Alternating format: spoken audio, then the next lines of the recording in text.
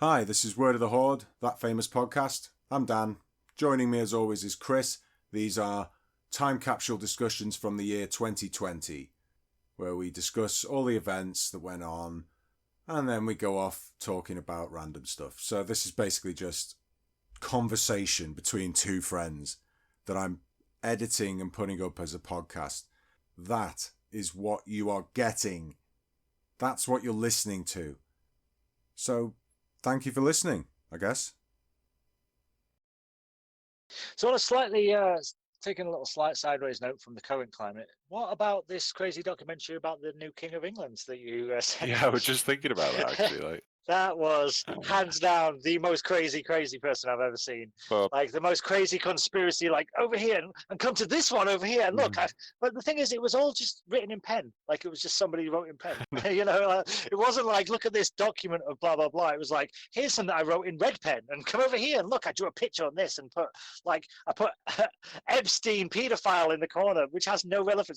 And then she's like, and look at this thing. That means that, doesn't it? Yeah. And then go over something else, but didn't actually explain where it came from or what she'd be like, and you can see that this ties into this, and just because you put an arrow to it, I'm like, but how does it tie to that? You didn't give us any sort of, it was a bit all over the place. Well, that's somewhat, she was deep into that, and so it's like she's talking to people who are like, already well versed in a lot of the shit. Yeah, they knew what the fuck she was talking about. Specifically the King of England conspiracy with Q and all that. But I was like, this is quite interesting. And then when I saw him and I thought, this guy's just a fucking plank. This can't be, but it was very convincing at the beginning. I was like, there's a lot of things going on, especially with the royal family. I thought some of the material was convincing. I think the delivery took me out of it a little bit. I was like, oh, you're saying stuff, but you don't sound like the most credible source, and very little information. But I did find it interesting, some of the ties together and the little kind of coincidences and the weird stuff with the royal family and the fact they took the crest down and stuff like that, which I thought was odd. Yeah, I do think it was super weird, but I was like, what difference does it make? Like, if he got in, he looks like he's going to be like fucking knobhead's millionaire dude who's just going to live in the palace and be like, because he was like, oh, they're going to paint it all for me, make sure it's all that. I'm just like, he just sounds like a YouTuber who's just become King of England. That's what it made me think of. He was just older and he seemed more like dignitary, but he did seem like someone who's been talking about it down the pub. I think what struck me, it just felt like someone who just happened to come across this, and like maybe he is that lineage, I don't know, and he's just like, possibly, I'll just chance it, fuck it, and he's got no plan really for what to do. And then also, it feels very much like just a whack job conspiracy sort of guy who's just come up with this ploy. Because one of the guys in the interview at the end was like, well, when do we get you into the palace then? Like specifics. And he looked kind of coy about it. Yeah, and I heard him say that. They're kind of like, oh yeah, we'll get down there soon. They'll be painting it for me, like jokingly sort of thing. Like it was, like I say, like it was a ploy. And if that guy is Q or some, because like with the Q thing, when they talk about like you're not gonna believe like when you find out who you've been talking to and blah blah blah. And then I was like, this seems like the sort of guy that would say that, and it's like, I'm the King of England. And you're like, oh right, you're some guy who's made claim to a throne that I don't. Again, another thing I don't care about. I was just like, oh okay. And also, but it would be interesting to have like a modern day monarch dethroned by heritage. That'd be quite interesting. It would be a very interesting sequence of events. I think it would kill our monarchy. And also, it's not something I would put past 2020 at this point. But I did think, it was a strange. I thought at first, this is a really strange thing for this guy to be claiming, considering it's basically going to run out of steam, your whole conspiracy idea, in the next, few weeks when the Queen starts making more speeches and doing whatever, and it's going to be over, and you're not in the palace, and the Queen's still there, so your conspiracy's over. And then I thought, well, then I looked into it, and it's like, this has been going on since 2015 or something. Right. So I thought, I think it's like this guy has a conspiracy theory where he's the rightful King of England. He's been going around trying to make money with this idea, and then all of a sudden, in this started to get some. In this climate, it's picked up pace. It got popular by this QAnon stuff, and he doesn't know what the fuck to do with it now because he's getting a lot of exposure. Yeah, totally. And he's getting all this sort of stuff, but doesn't know where he's going with it. I don't know. Like I say, maybe it'll work out, but it just seemed very odd. And also, like I looked it up. I kind of followed the rabbit hole with it and just thought, oh, where does this lead? But there wasn't much else about it. There was like just stuff that he'd done in like on YouTube and stuff, and then lots of stuff about like I put like the Royal Family 2020 just to kind of see if there's any sort of inkling of it in like current meeting, and it was all about like the who gets the throne next, whether Charles had been like usurped for William or something like that, or whether the Queen was going to abdicate to Charles or something. I was like, oh, right, that doesn't really have anything to do with it, but it was one of them things where there's something different, you know what I mean? Like there's some weird sort of thing going. Like if she did abdicate to Charles and it was a big thing, and like the monkey was on TV and blah blah blah, went, no, I'm sure people would be like, oh, we've done royalty this week, you know what I mean? Like we've done, like they'd already be like, well, no, you're not. Charles has just got in, you know what I mean? Like it's like, oh, we don't care. It'd be one of them sort of things where it's like they've kind of trumped him by putting somebody else in. They're not going to have two changes of monarch in one time period, even if he is the rightful king. And also, who cares? Other than like royalists, you know, like it's not like Charles I or something. It's like, you know, like does anybody? I suppose there are people that are like patriotic and for the Queen and stuff, but I'm not. I don't care. Yeah, it feels like he's got a lot of followers in the conspiracy world. That she seemed like she was big into it, when she was fucking crying when she was reading this fucking speech out or whatever. Yeah, no, she was super weird, and it wasn't even that good. I know, yeah. Like, she was like, these came from his mouth, and I was like waiting for some sort of philosophical kind of Gandhi shit, and she came out with like, oh, the sun will always rise, and I'm like, it sounds like a poem you'd write to like a fucking girlfriend at school, you know what I mean? Like, that's what I thought. Yeah. Every time I've seen you, it blossoms, and stay true to yourself, and you're such an amazing person. Sounds like stuff I've written, to be honest, but you know, it didn't blow me away. But yeah, like I say, when he spoke to him, it didn't seem like he was somebody that I'd want to follow, let alone someone to lead a country or to be a new kind of. Because when they talk about like the Pope and and Trump and stuff, I'm like, yeah, I can believe they'd probably do stuff like that. Like Trump would be like, yeah, let's fuck with the monarchy in UK and change the story and take power and blah blah blah. But then he was talking about stuff, and he was like, I'm the king of this and the king of that. I'm like, since when was the Queen the king of fucking the Queen of America anyway? Because there was a whole civil war, wasn't there? And the you know what I mean? Like, I'm pretty sure. Like, I know there's still parts of Canada that are like led by the king and queen, and I'm sure there's definitely parts of Africa and stuff. But yeah, I'm pretty sure some of the stuff. Again, I don't know. I don't know enough about it, but it did seem very odd. It was interesting anyway, I thought, but I feel very much like it's being fueled by the sign of the times, kind of, you know, the zeitgeist that's going on right totally. now. And totally. It felt very much like he's got a core base of that woman and a bunch of other people who are his core belief followers in the Q thing. And I was going to say, it felt like when she was talking, especially, and when he was mentioning about like, I'm John because I'm the Christ and blah blah blah, and I'm like, what the fuck is this a cult? Yeah. Like, that's what it sounded like. I'm like, it sounds like he's saying he's like, because he didn't explain what he was talking about. He didn't like, I was born under the star or whatever the actual tie-in is with it. He was just like, I am of the Christ, so I'm allowed to take the name John. I'm like, what do you mean you're of the Christ? Like, you're a bloodline of Christ and the King of England. I'm like, I was no. What he was saying, like, what he was saying was, it's like kind of because you can claim the name of Christ, like certain kings, the kings of England, basically, or the kings of Jerusalem. You know, like going back to when we were in charge of, you know, when we had the king in Jerusalem, basically, when we occupied it back in the Crusades.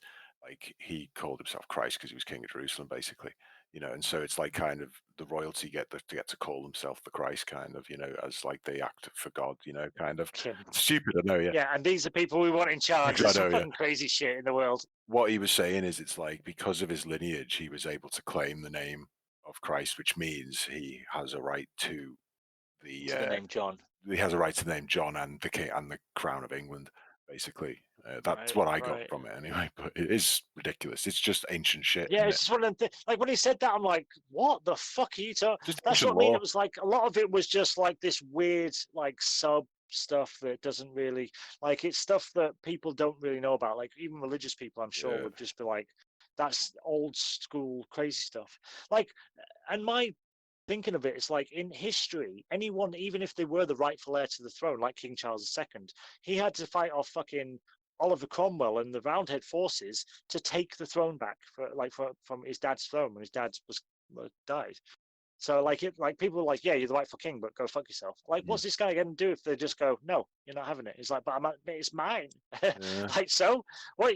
Like that, no one's going to like. He might have a million followers that will be like, no, we'll fight for him. That's not going to be a big enough army to take on the current royal family unless they choose to abdicate the throne to him because he is the rightful king. Aren't they? There's one of the reasons they're also the royal family is because they're rich as fuck, and he's not. You know, they had an army originally. That's how they got it. He doesn't. Yeah, exactly. Yeah. Well, yeah, and they married into it from other super rich royal families and so on. Yeah, so, and the lizard people. Like, how's he going to deal with all their lizard powers? They'll spit acid in his face. That's it. He hasn't got a lizard plan, has he? He ain't got a lizard plan, has he? What is like when she, like, the queen just goes, come in here with me and we'll talk about it. And then she just her head turns into a lizard and she just eats his face. What is he going to do then? Yeah. Unless he's got like this, like Excalibur or something, because that's what it sounded like. Some of the stuff he was saying is like, "I found Excalibur, so I'm now the king." That's It was like that when he was talking about the Christ thing. I'm just like, "Are you talking about like mythology or some shit here? Like, what the fuck are you on about?" So yeah, it was a bit weird, but I don't think we're gonna see it. I don't think we'll see the resolution to that story. I think that'll be something that years from now will be like, what happened to that guy that said he was going to be king? I think he'll just kill himself or something, and then like. He'll definitely end up hanged himself on a doorknob. But yeah, and then people he'll just do it in the classic way, like to make it look dodgy, and like then kind of he'll just go down as like this guy was killed, and it's like just to get eternal fame. Be happy to just. He'll go back. He'll sink into the Illuminati mass conspiracy. The Illuminati. That's what it'll be. Yeah. Because he did talk about someone was a fucking high something of the blah blah blah, and I'm just like, oh, this got deep. But yeah, it was interesting to watch. I did enjoy watching it, and I did spend an hour or so following some rabbit holes down. Yeah, I did. But they didn't really go anywhere. Nothing really like led to a lot from it. I couldn't find a lot of information. I listened to a few people kind of debunking him and talking shit about him and all that, like as well, just to kind of get a couple of the. Yeah. And like, so I figured that kind of in the middle. I was like, I don't really. Well, I tell you what, I was watching that, and that led to other conspiracy videos about the what are they called, Palatarians or Polarians or something? These people that think they can commune with aliens that live in the Palladians. Oh Palladians. yeah, the Palladians. Yeah. It led to, because I watched two 5-minute videos on that, and I like the first one. I was like, "What's this?" And like, because someone mentioned it, I'm like, "That sounds interesting." And then I watched and saw it was just crazy people going, "Okay, now you're going to talk to him." And hello, I am from the planet. I was like, well, they love they believe in like the beings from the Pleiades star cluster, don't they? Yeah, talk to them through their magic. Like they can just take over their bodies and talk to them really fast and like positively. I mean, it was positive. What they were saying was positive, but it was instantly like, this isn't gone to the right place. And that's what I thought. Right, this is when this royalty thing. I was just like, probably too far on the fringe at the moment. Because like I remember that when I used to watch conspiracies, you get some of you like, okay, let's turn back and follow a different rabbit hole, because that one just got super out there. But yeah, they're Pleiadians. I'd never seen them before. Fascinating people. I didn't know those aliens existed, but now I do. Now I do. I think I don't know. It feels like they're like a kind of branch of Scientology or something. Like it's very similar to something they believe, really, isn't it? Yeah. I don't know. I just think people. Yeah, I don't want to comment. After watching it, I was talking to myself for a good 5 minutes, like, what the fuck? Like, yeah, I just feel. But maybe, hey, what the fuck do I know? Maybe they are being talked to. Like, I would love that to be a reality, but I think that might just be schizophrenia. But who knows? But yeah, it was. So basically, the rabbit hole from the New King of England thing led slowly into that, and I was like, "What's this?" And just clicked on it, and then I was like, "I'm gonna watch another one." I watched another, because one guy was just talking about it. It's like they sent us these messages, and I'm like, "Oh," but it was like kind of a well done documentary. And it's like, we've received messages from this place, but I didn't realize the messages were from some person who just says that this is what they told me. I'm like, "Oh, it's one of those." Okay.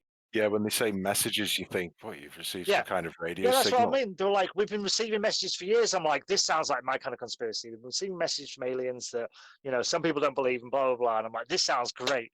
And then when they showed somebody receiving a message, I was like, I thought it was on like a radio.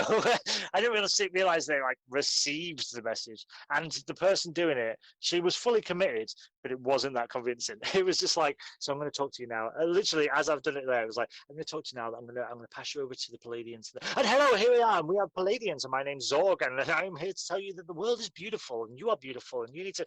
Yeah, I was just like, oh shit, I did not see that coming. So yeah, so the world is still, it still surprises me every single day. It's definitely an interesting place. Yeah, what was I? It sounded like you're just about to make a point, and I can't remember what it was. Was now I am still aware of what I was about to say. Oh, Amazingly, I haven't just forgotten it. well, that'd be a first. I'm trying to find Because I have. the confirmation. Fuck, I was going to say, because I don't know actually how to say it. How to explain it yet, because I'm not sure if I've dreamt it or not. That's fine. That's fine. Keep working. I don't know if it's an actual fact thing that's happening or if I just made it up. I'm just watching a video of the earthquake in Mexico. Oh, the Mexico one? 7.5 magnitude earthquake. It's southern and central Mexico. Ooh. Oh, wow. Pavement stones moving apart. The earthquake is this? It looks like the earth's breathing. Yeah, the earthquake. Just on YouTube. Hang on. Just watching something else at the moment. This is great podcasting, isn't it? I don't know what you're doing. Both watching separate videos that no one can see. Great. Fucking great. I don't care. Who cares? I watch Ricky Gervais do his podcast in the mornings. I do watch his 20-minute one where he sits and have a beer. And there's nothing, is it? I love it. It's great. I could watch Ricky Gervais just hang out. I think it's probably because he's a British comedian, and I think most British comedians seem a bit more approachable. But I think he just seems like a person you could sit in a bar with and just laugh your tits off him talking shit at people. But I do think it's a British comedian, because I would say the same again about like Ross Noble or Eddie Izzard. I think just be an awesome person to hang around with. Whereas I think someone like Joey Diaz would probably get me killed. So I think I'd end up doing stuff that I'm like, I didn't agree to do this. Yeah, no, I'm watching this thing. There was this guy who he had like a telescope. Mm-hmm. I can't remember what I can't explain. It's a different type of telescope. Anyway, it's like I was watching this video and it's like discovered these weird things that move around and can't be seen in our space time kind of, but they're like objects that move around and have weird shapes and stuff, and it's like all right, it's like scientific discovery. It's just like these things that can't be seen in our light shift. Like, yeah, but this certain type of telescope can see them, and like he just found them accidentally. That sounds quite cool. I'm trying to get an actual specific thing because it's in the middle of a video I've got here about powerful telescopes are discovering very strange things in space. Anyway, they talk about. Send me the whole video. Yeah, it's like a 25-minute video, but they sent like. That's right. I watched it like about a week ago, so I can't remember everything about it. But they found they had like stuff about Hubble and various other telescopes in space, finding stuff, and then they had this section where this guy was supposed to be using this certain new type of telescope to look at something in space, but then the cloud cover was too much, and so he was just like, and he pointed it like across the bay, like in wherever city he was in. And he started picking up all these weird objects, just like flying around and like looking at things and like on Earth. Yeah, all right. Yeah. That's what I mean. Okay. Yeah, send me that. That sounds amazing. I'm like, how have I not heard about this before? And like, it's got these shots of these objects, and they're like, and he's described them. It's like they're intelligent. They're observing things and doing weird shit and moving around, and it's just like accepted. Oh, right, these are things that exist. Then no one's talking about it. I need to watch that. That's what I mean. I need to watch that. That sounds amazing. I'll send you this video. Hang on. Yeah, send me the whole documentary. I'll watch it later. Like I said, I'm just trying to find the specific bit so I know what to type, because it's something about telescopes. All right, yeah. What the telescope's called. Specific. That sounds amazing. Here we go. Here's the link. Great bit of podcasting there. Me copying and pasting a link to you of a video. without a video. So this is why I should do a video, because then we can be winking at the camera. We'll get there. That's downtime. We need a Jamie. We need a young Jamie. That's what we need. This is it, yeah. Just look that up. Hang on, let me just... I've received that. I'll watch that later. That sounds amazing. Visible terrestrial entities. Visible terrestrial entities. Visible terrestrial entities, ITEs. So let's start searching that. Just looking for ITEs. This type of telescope this guy was talking about. Hang on. Concave lens telescope. So most telescopes are convex, but this telescope is a concave one, and apparently this can see these like invisible terrestrial entities, ITEs. Invisible. So let's start looking at them. This is it. Investigating bullshit with Dan and Kriss. That's what this podcast is all about. ITEs. Just typed at. By mistake.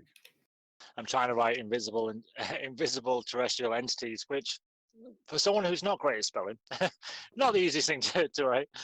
Entities. There's no way this is going to come up on search. A massive telescope for seeing the invisible. That's what I was 2 years ago. Yeah. The world's first telescope. It's a fucking TED talk about energy through a convex lens. Thunder. Oh, I've got one here. Thunder Energies from 4 years ago. Thunder Energies discover new invisible terrestrial entities using, and then it doesn't have enough to tell me what it's using. Santilli telescope. That's it. Santilli telescope. Convex. I like it. I'll check. Convex lens. Ancient aliens, invisible aliens, superhighway, key to finding multiverse. That is. I've got one here. South Africa is being threatened by invasion alien species. Invisible physical entity. This is the bollocks side of YouTube. Oh, there is an ITEs from 2019. ITEs Part 2. It doesn't say ITEs Part 1, but it looks like terrestrial entities. So, I need to see the first one. Visible entities and secret powers. Oh, only 3 years old. Secret powers. They're the best type of powers. Footage. Secret powers are the best type. These are the ones that I love. It's like it's already after maybe 10 options on here. It's incredible ghost footage, invisible entities minding their own business. It's a picture with 4 or 5 circles on it, and obviously the ghosts are invisible, so those circles have nothing inside them. Proof. No, that alien. Look, that ghosts are invisible, mate. So don't you realise that the more circles you put on a thumbnail on YouTube, red circles, the better. That's more evidence. And if there's a red arrow pointing. Yeah. Those circles. Yeah, it means you have to. Yeah, well, this one does. This actually, it looks like the circles were done by children, because none of them are actually circles. They don't meet up, and the only thing on the actual picture that looks like a ghost isn't circled. So yeah, definitely invisible ghost. Brilliant. Ooh, 5 unexplained mysteries caught on camera. Looks like a Sasquatch. I love those. I love the Google Earth ones when they're like mysterious Google Earth things, and they go out and they zoom into something fucking insane. Love those. Could watch them all day. You got that Lost Tapes reptilian face underneath it? No, I've not got a Lost Tapes with reptilian faces. No. Baba Yaga, Ancient Aliens, episodes 12. Yeah. Oh no, episode 10 of season 12. 12 seasons, Jesus. Terrestrial contact. 3 years ago. I think it'd be bigger news. I've got that footage. That footage on here of that one you sent me the other day of that thing. This is ones from 7 months ago. I-Team former Sen Reed talks about once secret UFO study. The UFO footage you sent me the other day. That when the catching up, that was 7 months ago apparently. Oh, was it brilliant? I'm up to date then, aren't I? Well, monsters outside caught on camera. Oh, they're the best ones. Oh, that's so blurry. What do dark matter and women have in common? More than you know. Betty Smith, TED Talk. I mean, TED Talk, at least it's going to have a point rather than just be like some insanity. It's got production behind it. Yeah, it's not just a crazy person. Well, they had to plan it and then say it. Writing in red pen on notepad. But did you know TEDx is just like independent ones? So like I could do a TEDx. Yeah. Like I know I went to a TEDx thing in York, and it was done by like one of the people on it was someone I went to college with, and not the smartest person I went to college with. but she was doing a talk, and it was actually quite a good talk. But they were just like, yeah, we just organised it. We just did a talk on women, and we just like sent a thing, and they send us a sign. I'm like, that's all it takes to do a TEDx talk. Because you assume that, you know, because they're doing a TEDx talk, there must be like somebody, but not necessarily. The normal TED talks you would be, though, I would imagine. I would hope. Yeah, I don't think I'm going to get to the bottom of this ITEs too quickly, but I'll. Too many words. There seems to be something here. Too many psycho words, that invisible, terrestrial, and entities. That's too many words that are involved in the chaos sort of area of YouTube. Yeah. Like I'm down in the depths here. Invisible entities in our sky. Alien nanotech human tagging. Yeah. Invisible entities and secret powers again. Do you know, I often think when I'm looking through YouTube that it's like, if I just had the right combinations of words, I'd find like the truth. I think that about You know what I mean? It's like the internet made Google. Every time I type anything, I'm like, there must be the right combo to find exactly what I want. And especially with stuff like this, it's like, you know, what was I looking for the other day? I was looking for like a space documentary, but I didn't have any like preference. So I didn't want to just be like black holes. So I was just like space 2020. I was just like too broad. SpaceX and you know, just super out. Just like give me a full like list of random things. But then I was like, okay, mysterious space 2020. You know, like trying to get an up-to-date video about some random interesting thing. I don't know what to look for because I don't know what I'm looking for yet. Trying to find out new things. You type space 2020 and you get stuff about space, and then you get stuff about people making space in the garage. Yeah, space saving ideas 2020. Yeah. Come on. Yeah. Extraterrestrial entity, September 2020. Wow, man, people really want aliens to exist so badly. I do. Probably yeah, most. But these people want it more than us because they're making videos about crazy conspiracy theories and shit. Like, they want it a lot more than us. They just have the ability to be that creative, I guess. More. If I knew what I was doing, I'd make more videos. What about this shit? We're creative, but we wouldn't be writing. We wouldn't be putting videos up going, look at the aliens. Oh, shit. Alien secret powers. You know, we'd be talking about it as like an idea. We wouldn't be like trying to convince people this is happening. It's like, sure. There's a difference between speculation and complete insanity. Yeah, you're right. Alien bombshell. Why it's possible. Invisible aliens are hiding somewhere on Earth. Like, these are in capital letters. Of course. I mean, you have to scream it at people, otherwise, what's the point? So I mean, this person's obviously, like, if you're dropping a bombshell, alien bombshell. Why it's possible aliens are invisible, hiding on Earth. It's only going to be a 6-minute video, of course, isn't it? Like, well, yeah, I mean, you can get all the information. Basically, aliens are here. Deal with it. That's all you need to say. I mean, it doesn't need to be 6 minutes on this subject. Yeah. Like, came from this planet. You can't see them. If the president or Boris Johnson, whoever you want, comes on the media and said like, that said invisible aliens are hiding somewhere on Earth, you'd expect more than 6 minutes on the subject.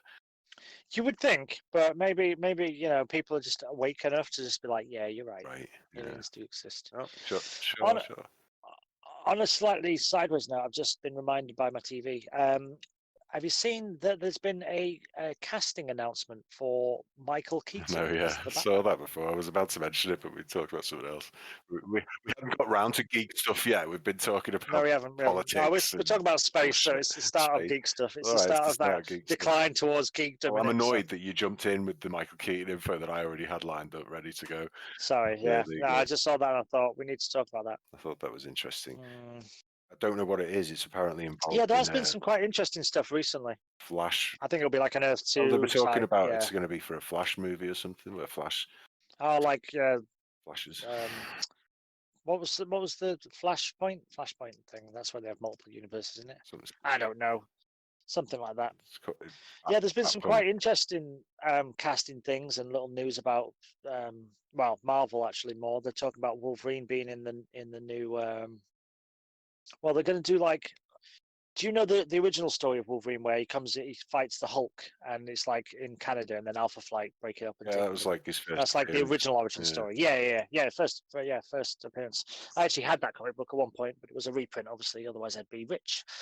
I wouldn't be talking to you, would I? Why would you? Why would I? I had a badass comic book. I don't know why you're doing it now. I just up here on hard times.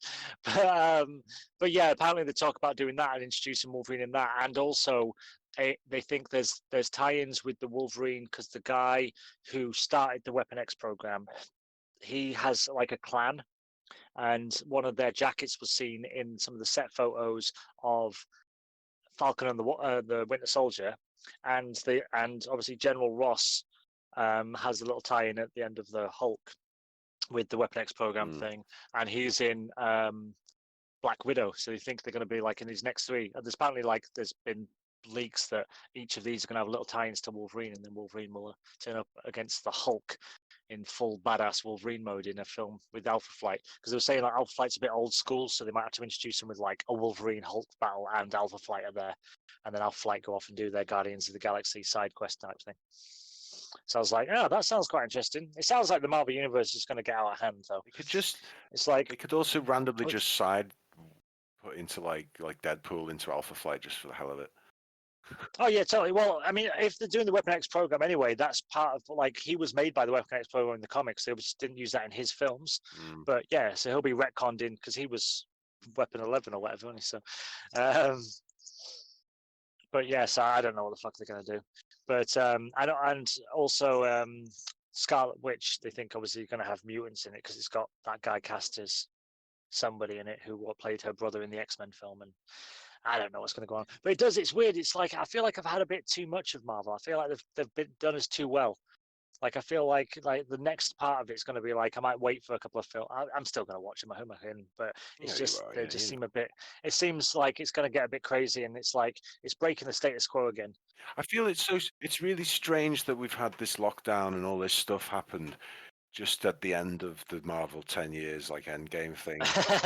Like feels, snap. No, but it does feel like a bit of a weird snap, and it feels like there's this definite now gap between, the end of that period, which ended on its own naturally, and now this has happened, and we have, Yeah. So it feels like, they're going to have to rebuild it up because it's ended now, like Star Wars. I tell you what, even weirder than that is apparently the main overall plot for the next phase was going to be about a massive worldwide virus that was killing mutants. And the wolf, shit, like someone was talking about it the other day. I was watching something, and they were like, they've had to scrap the main like synopsis of like, and that was going to tie in through Winter Soldier. Because it happened in the real world. Because it actually happened in real life. It's like, oh right, we went bigger than the movies, so now they're going to have to be like, now what do we do? Shit. But yeah, apparently it was like something to do with like Wolverine's healing factor, and like people with healing factors, and I'm guessing mutant abilities would start to die off, and their powers would die off. Isn't that mad? It's like, they've had to rewrite the entire next phase of the Marvel Universe because what they had in mind wasn't unbelievable enough. Yeah, it wasn't insane enough. It was too on the nose. Yeah, insane. It's absolutely crazy. But that's just, art imitating life. But yeah, I don't know what's going on with this Michael Keaton thing, but I like Michael Keaton, so. He said Tom Holland tweeted before because during the filming of Spider-Man, as when he was Vulture, before they'd start filming, he kept leaning over to him and going, "I'm Batman." Yeah, but he's Bane. Tom Hardy's Bane. No, Tom Holland when they were filming Spider-Man. Oh, Tom Holland. Oh, right, of course. Oh, no, I'm thinking Venom. Sorry. Weirdly enough, though, Venom is in that as well. Yeah, that's strange. I never even put that together. But yeah, of course, he's Batman. That's amazing. That is amazing.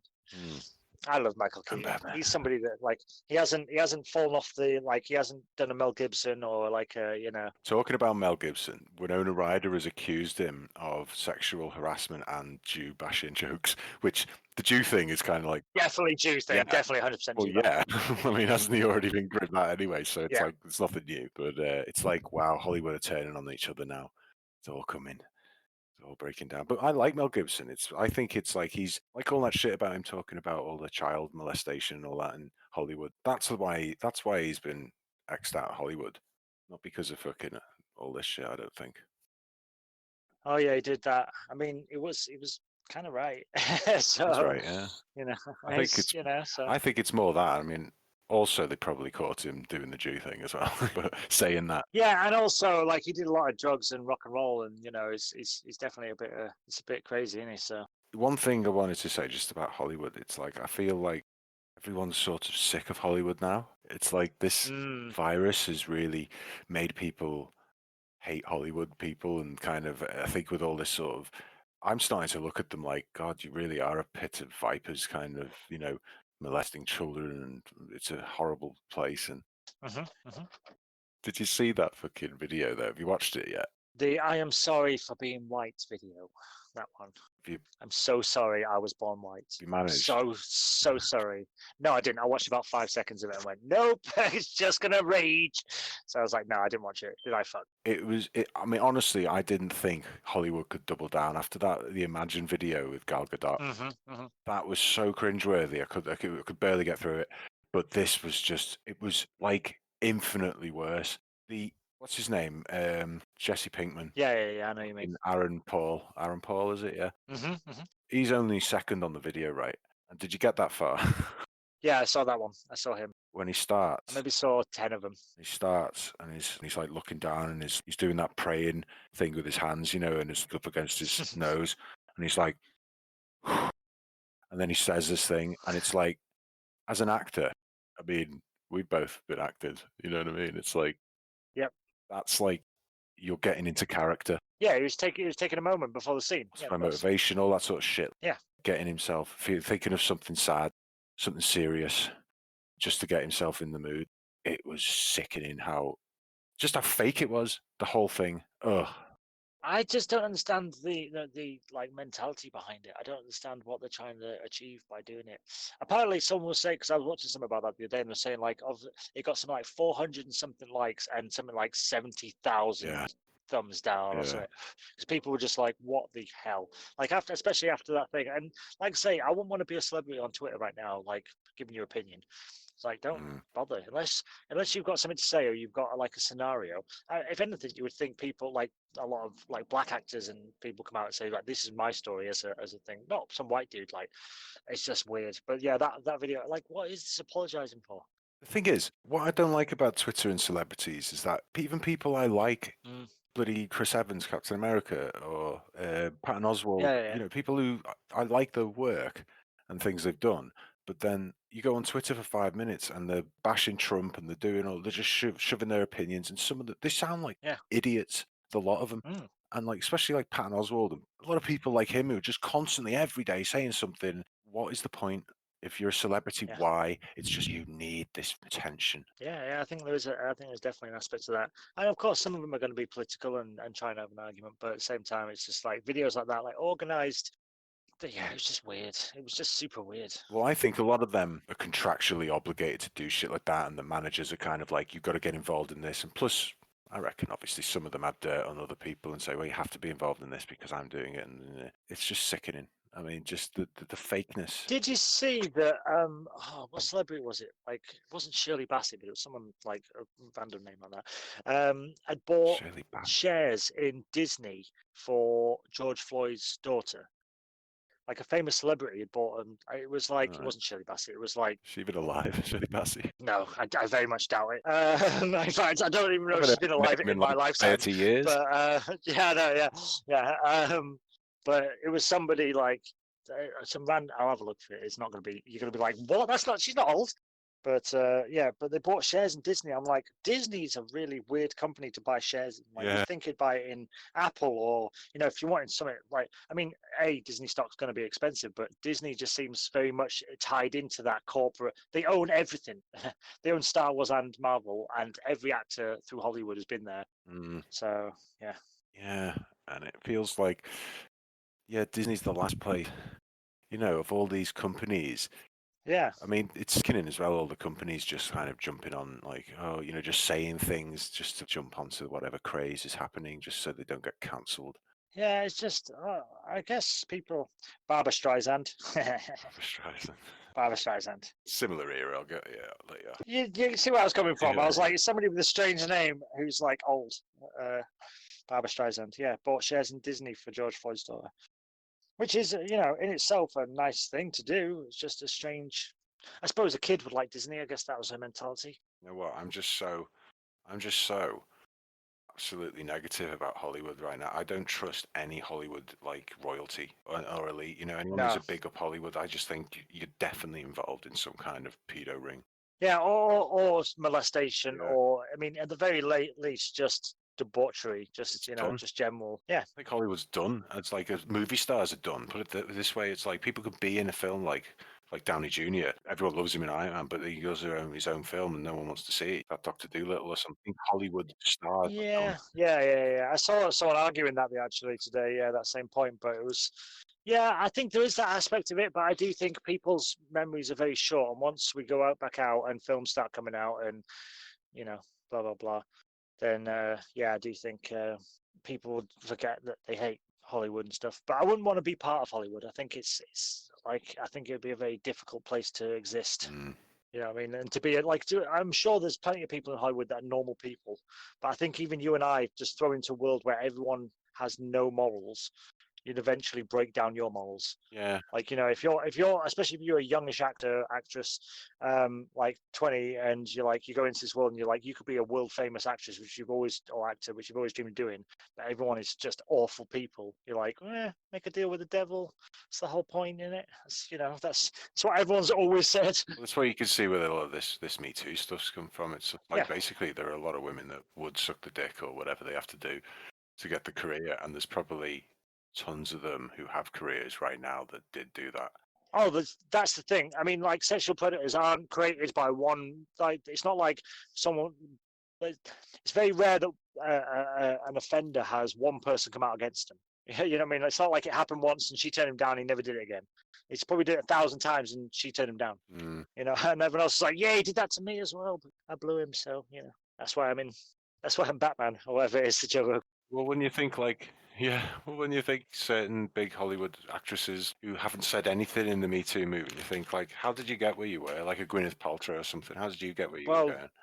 Do you see that thing with Jennifer Lawrence? The fact that she was mentored by Harvey Weinstein. She said he was like the best person ever, and she, even when it came out, she didn't say anything about stuff, but she said basically her career was created. And then I was watching something and they were saying she wasn't supposed to be Mystique, someone else was supposed to be it, and she wasn't supposed to be Katniss, someone else was supposed to be it, who actually fit the look of Katniss Everdeen in the Hunger Games, and then Weinstein got her into the part and the other person was dropped after starting filming, which does happen. But there was loads of they showed loads of correlations with parts, not to mention there was all them leaks of all her nude pictures, so she's a bit kinky.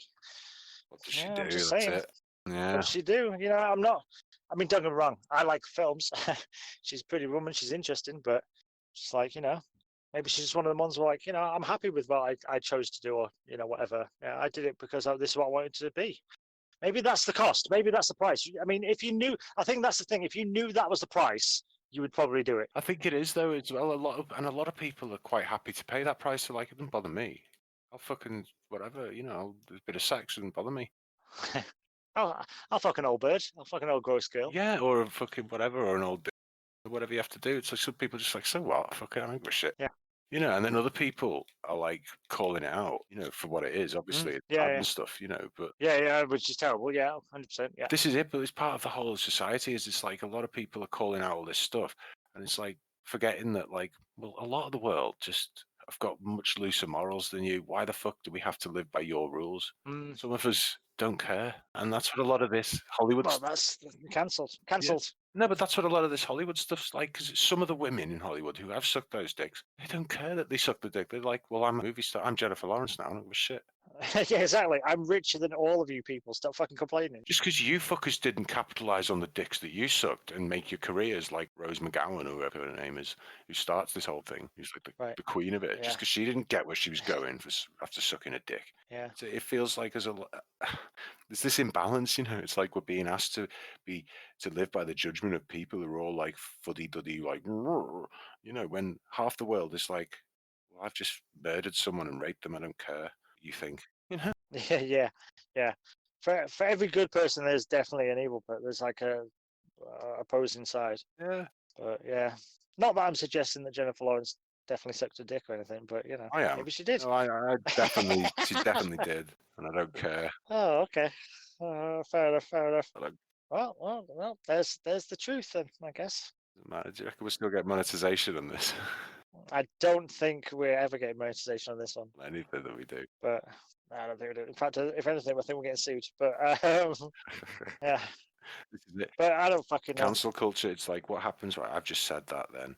So what happens in 10 Yeah. years when this AI is created that could scan the internet for everything you've ever said? That comes back. And every phone call, Yeah. and just make That it. comes back and it's released that I just accused Jennifer Lawrence of sucking a dick, and then she comes after me, and we have like a shootout, and like I have to like fucking fend her off, and it's like a whole thing where I'm like escaping from her, and she's on a train, and she's like, we're fighting on the roof and stuff. Could be quite good, couldn't it? Oh wow, yes, that's pretty intense. I mean, what happens? Yeah, it sounds like it could be interesting. don't know. Just goes on this revenge spree for you, but It goes through the Channel Tunnel, maybe like the end of Mission Impossible. through the Channel Tunnel. Yeah, Oh, right, something okay, like that. yeah. And I have a fight with her, and the helicopter's there and stuff. It got a bit overboard. Oh wow, it got. Yeah, I was gonna say she really took it to heart, and it was just That'll joking, happen to jeez. everyone in the future. With this cancel culture, everyone will end up fighting on top of a train with whoever their enemy is. I think there will be. I think in our lifetime we'll be like, there'll definitely be a situation where we're like, why the fuck am I in this crazy fucking battle? Like, what are we fighting over How again? did I get into this I think shootout that's in generally the Prague? whole. Yeah, how did I? Yeah, exactly. Yeah, there'll definitely be moments where we're just like, how did? Like, I think over this next 2021, should we get there, I think there'll be lots of moments of like, when did this change? When was this? Yeah. Is this something I missed? Like, 'cause that's the thing. It's going to take a while to know what. Like, there's definitely going to be new terminology for stuff. Like, because that's what happens after all these big kind of like upheavals. It's like, we'll just use this now, and we have to say this to people, and we have to, they get these sort of rules that fit with these people. Oh, right. So it's like, At least have Iron Man suits now. Okay. it never seems to be that good though. It never Yeah. seems to It's be never Iron Man good, suits. is Is it? it? It's always shit. It's never. Yeah. It's always just like, here's more rules. We're free now, so these are the rules you have to follow to be free. So I think it's just an insidious plot by those controllers up there, the elites, just twisting all the different angles of it just to make us less free, basically. More argument. We think we're fighting for freedom, but really this movement is shutting freedom down on one side. Oh, and then totally. there'll be another movement which Yeah. shuts their freedom down eventually. And it'll all be shut down. And they don't realize that they're helping it. Yeah, totally. Whoever's actually in control of this kind of like whoever, not even who's in control, whoever ends up with the control. When all the fires fade down and everything calms down and stuff, it's like whoever's left on the throne at that point is the person that's going to be making the rules after this. History is written by the victors, and we're very much in a position where we have no idea who that's going to be. That's what I'm worried about. It might even be someone who's not yet on the board. Yeah, see, that's what I'm worried about, that someone all these, let's say there is a conspiracy and all this is going on, and then there's people fighting against them, like maybe Trump's doing, fighting against, who fucking knows what's going on. But all this is happening, and then all of a sudden someone just steps in that nobody planned for, like a Doctor Doom or something, and they just take over, and then they're like, shit, is he on your side? And they're like, no, he's not on our side. I thought he was with you. And they're like, no, he's just a rogue agent who's just taken over the world somehow, like an Elon Musk or something. Yeah, well, that's the thing. You've got people like Bill Gates and Elon Musk that are like, I'm not getting involved in any sides. I'm just doing my thing over here. And you're like, what is your thing? Just so, like, who's in charge of your thing? And even like you look at left or right or whatever, but as I always think, it's like there must be people in Trump's fucking administration that don't like him, that would fight against him, that will plot against him, like in every single political TV series I've ever seen. Anything in Rome. Yeah, you know what I mean? Like, no one's happy. They're always looking to stab someone in the back. Yeah, exactly. They're always fucking with each other. That's like politics in it. As far as I understand it, that is politics. Double agent. Yeah, they're all dicks. In 24. And they're all like nice to each other's faces and assholes behind the back. So that's politics. And within that, you've got like a supervillain in Trump. You've got fucking Biden and his, supporters. And I just think it's just, there's no winning. We're not coming out of this with a win. We're coming out of this with hopefully a good average, hopefully a good middle, a best. Whatever happens, like we said in America, I think will determine what happens to the rest of the Western world. And I say that because I think it will cause us all to be in chaos, like I said, either revolution or just lefty chaos. And I think the only thing that will come out of it will be China and Russia. Yeah, they've got their shit locked down, haven't they, really? I think the world has decided, like all the governments, people or whatever, have just decided, look, the world shouldn't be in the hands of a 200-year-old nation when there are nations like Russia and China that have existed for thousands of years. And they're just like, we're fucking in charge, not you. We're the ones who are going to lead the human race forward, not you. We're an older culture. Yeah, but my worry is that England will side with the fucking babies, with America. You know what I mean? They'll side with that sort of thing. Like we've already seen it recently with the changing of fucking, like they've agreed to the food standards and all that rubbish.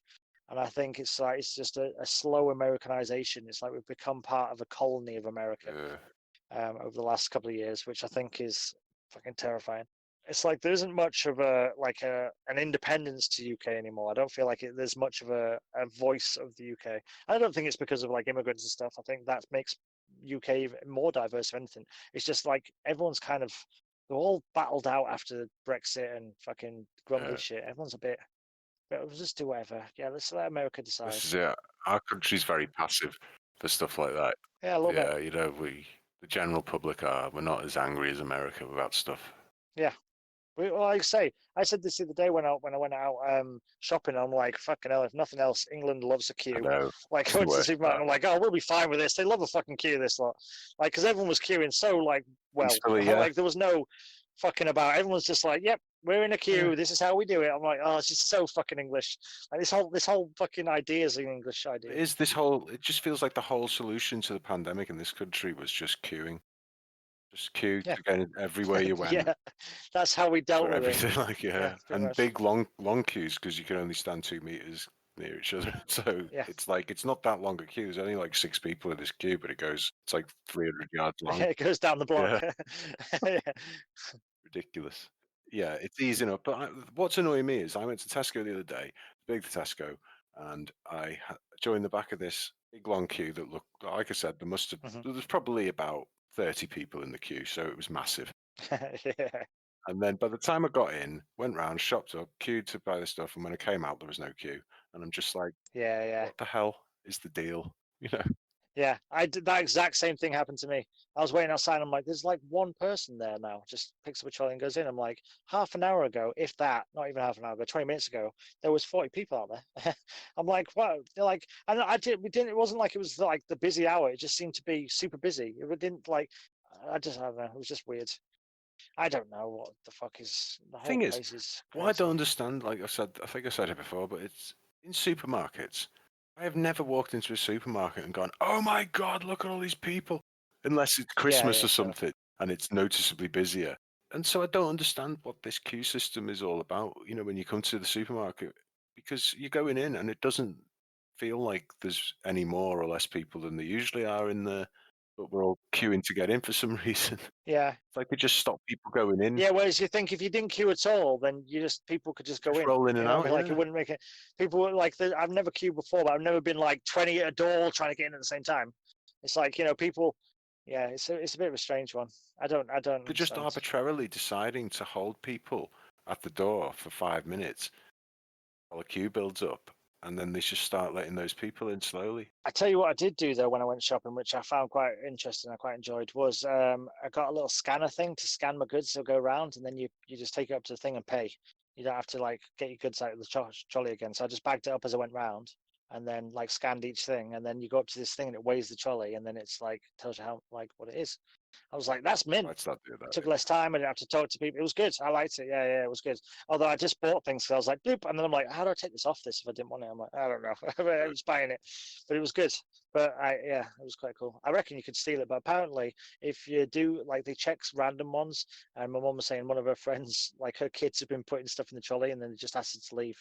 Like, she was like they checked the trolley, and they're like, there's 5 things in here that you haven't scanned. And she was like, I have no idea. Like, they were like a chocolate bar or some fucking flowers or something. It was some random thing that the kids put in. They're all like, she's a Karen. She's cancelled. Yeah, exactly. Yeah. They're like, can you please leave? And she was just like, well, it's just, I didn't mean to, I'll pay for them. Like, they're like, no, just leave the trolley and please leave. Yeah, just leave. I'm just like, what the fuck? It's like, it's your system. It should be better than that. It should just you should be able to put it in the trolley and then it scans it from the trolley. That's you know what I mean? annoys me. You shouldn't even have to carry something around. The other self-service. That's what annoys me. Well, yeah, but the other self-service area, it's like you need a person there to attend it because you constantly don't trust anyone, and it's constantly wigging out and going like, "Please wait for assistance," and then. I had to ask for help because I didn't know how to pay for this thing once I did it. I was like, now what do I do? When I got there, I was like, I don't know what the fuck to do now. Sometimes it annoys me, like when you kind of got to doing a number of items in a row and then the person's coming out and you're like, stop chatting and come over here and deal with this. Like, there's a flashing light Yeah. here. It's your one job when you're standing in this area. Why am I waiting for you? Yeah, but dude, they work in fucking Sainsbury's or Tesco's or whatever. I've done that job. It's not. If I get a chance to chat, everyone else there is morons. Like shoppers are morons when you work in a thing. You're just like, yeah, it's over there. This is my point, though. Is it's like I don't need your help. I'm not going to steal anything. And the assumption that I find offensive. And so if this system would just work correctly, then I wouldn't need your input. I'd just put my items in my bag and pay for them and leave. But I'm constantly having to stop and wait for some moron to come over to press a button that I can't press because I need a little scan thing that they carry. I reckon 10 years you'll be able to walk in, and as you walk out, it'll just scan your body and it'll take out your bank account. You won't even need things. You just pick up stuff and eat them. I think we'll just have constant drones just dropping things off at our houses. Yeah, yeah, probably. Just constantly, or hopefully replicators solves everything, surely.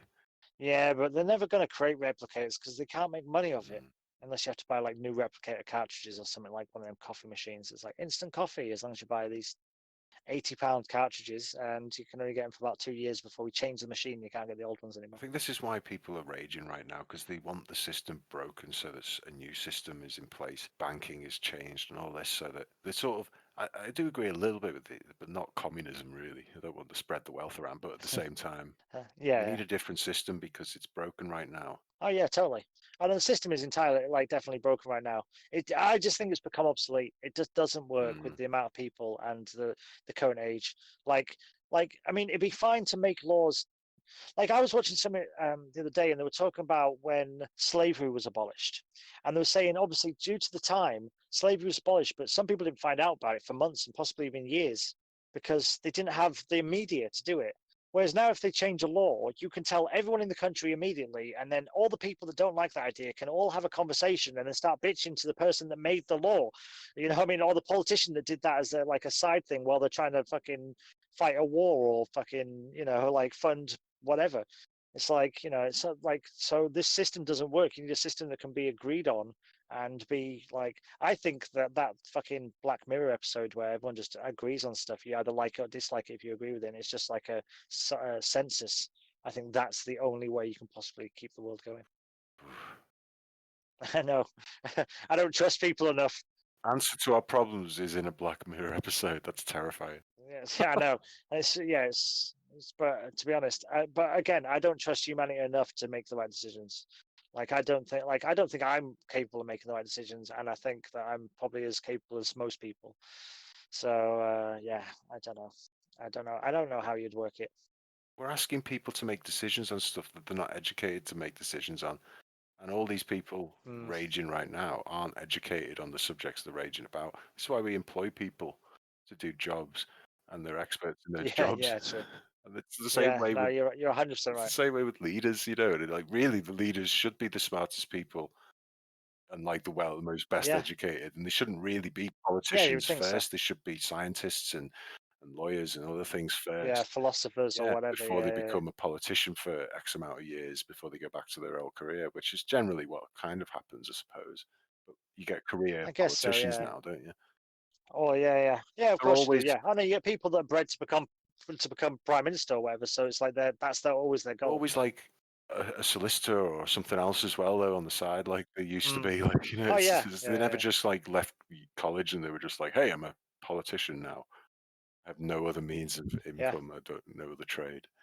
Well, that's what they say about is it the CIA? It's like most CIA agents are also lawyers or like either lawyers or tech startup doctors or something. Like kind of. Well, but most of them have a full degree, like a 7-year degree, and like that it's part of the requirements to become like, or for most FBI agents do it. So they're all like barristers and shit technically because they have to understand the law to that extent and shit. But I don't fucking know. I don't have the answer. That's why I try and stay out of it. In general, I'm just like I don't know. So I'm just gonna. This is why I'll keep stum. This is why I'm convinced this social media thing's a problem because it's created the world now where everyone who's got no clue about anything has got a say in all this shit, and it's causing chaos because they're not educated in anything. They're educated in the TV shows they watch. Like people could roll off unending stats about like football or something like that, but then they couldn't tell you who half the people who are running the government are, and I couldn't tell you who half the people. Oh yeah, I couldn't tell you. Yeah, I yeah, couldn't tell you anything about I the agree with football either, but I could tell you loads about, you know, Star Wars or something like that. You know, trivial that. Yeah, shit. exactly. Yeah, You know, or how to draw something. Yeah, so exactly. really, we're just No, experts in those fields, and we shouldn't really have a say in anything, and we don't. oh no, I agree. And this is why I go back to the start of the conversation. This is why I was like, I just don't want to have to have an opinion because I just don't know. I like don't want to be asking me. I don't fucking know. If you're asking me, you fucked something up. So you know. It's like Brexit. It's like that was the first time I voted Yeah. in ages. Yeah, I yeah. can't even Me too. tell when the last time was before that. That was the first time I voted. Full stop. And like the reason I voted to leave was because everyone was clamoring to stay. All the politicians wanted to stay. So I thought, well, that's something you want, then that's the agenda you're after. So I just went the opposite way. It's just Oh really? Yeah. So I didn't know you voted to leave. I voted to stay. I can't believe you voted to leave. How rude. Can we still be friends? I don't doesn't bother us. think. Are you just been cancelled? Either way, I'd have voted to stay. It didn't bother me whatsoever. If they were To be honest, screaming about our 2 votes made fuck all Exactly. difference. If they were screaming about leaving, I'd have voted to stay. Mm. You know what I mean? That's just the difference. It's just I just went, well, since you're asking me to vote, and it's the only time I have voted in a while, I may as well just choose the opposite option. You know, that the media wanted, and so that's pretty much it. Yeah, fair enough. But no, it's I have no other philosophical reason. There's no political reason. yeah, no, yeah. And that's why I don't often vote. I don't often vote because I'm like, I don't really understand. Like, I haven't looked into it. Like, I haven't taken the time to do it. For most of my life, I've just been like, politics have been a complete myth to me. And people talk about ideas from politics, but I wouldn't know who came up, like, which politician or which side came up with the idea most of the time. I'm like, oh, that sounds stupid or that sounds good. But I've never voted because I've never understood it enough to be like, that's the best person to put in charge. Because it's not also about what people say as their idea, but it's like, what about people? Like, if you're voting for somebody, you should know about that person and understand that person's mentality and motivation stuff. And you don't get that from like them standing up on stage talking about it because they talk shit. Yeah. It's like you need the truth of it. Fuck knows. You need like a 8-hour debate with like Joe Rogan podcast. Yeah, that's it. But how beautiful though, right? It's just us, then. Right, that's a microcosm, and it's like kind of what it should be is what we just did then. It's like you just literally just found out for the first time. We both just found out what we both voted for in Brexit. I did. It took me a second. I was like, huh, interesting. And then we moved past it instantly, and we didn't discuss it really much. We're just discussing the fact that we moved past it now. Well, it's irrelevant, isn't it? It's already happened. It's But like also, that's the thing. It's in the past. It doesn't change my opinion. But also, we don't give a shit about it anyway.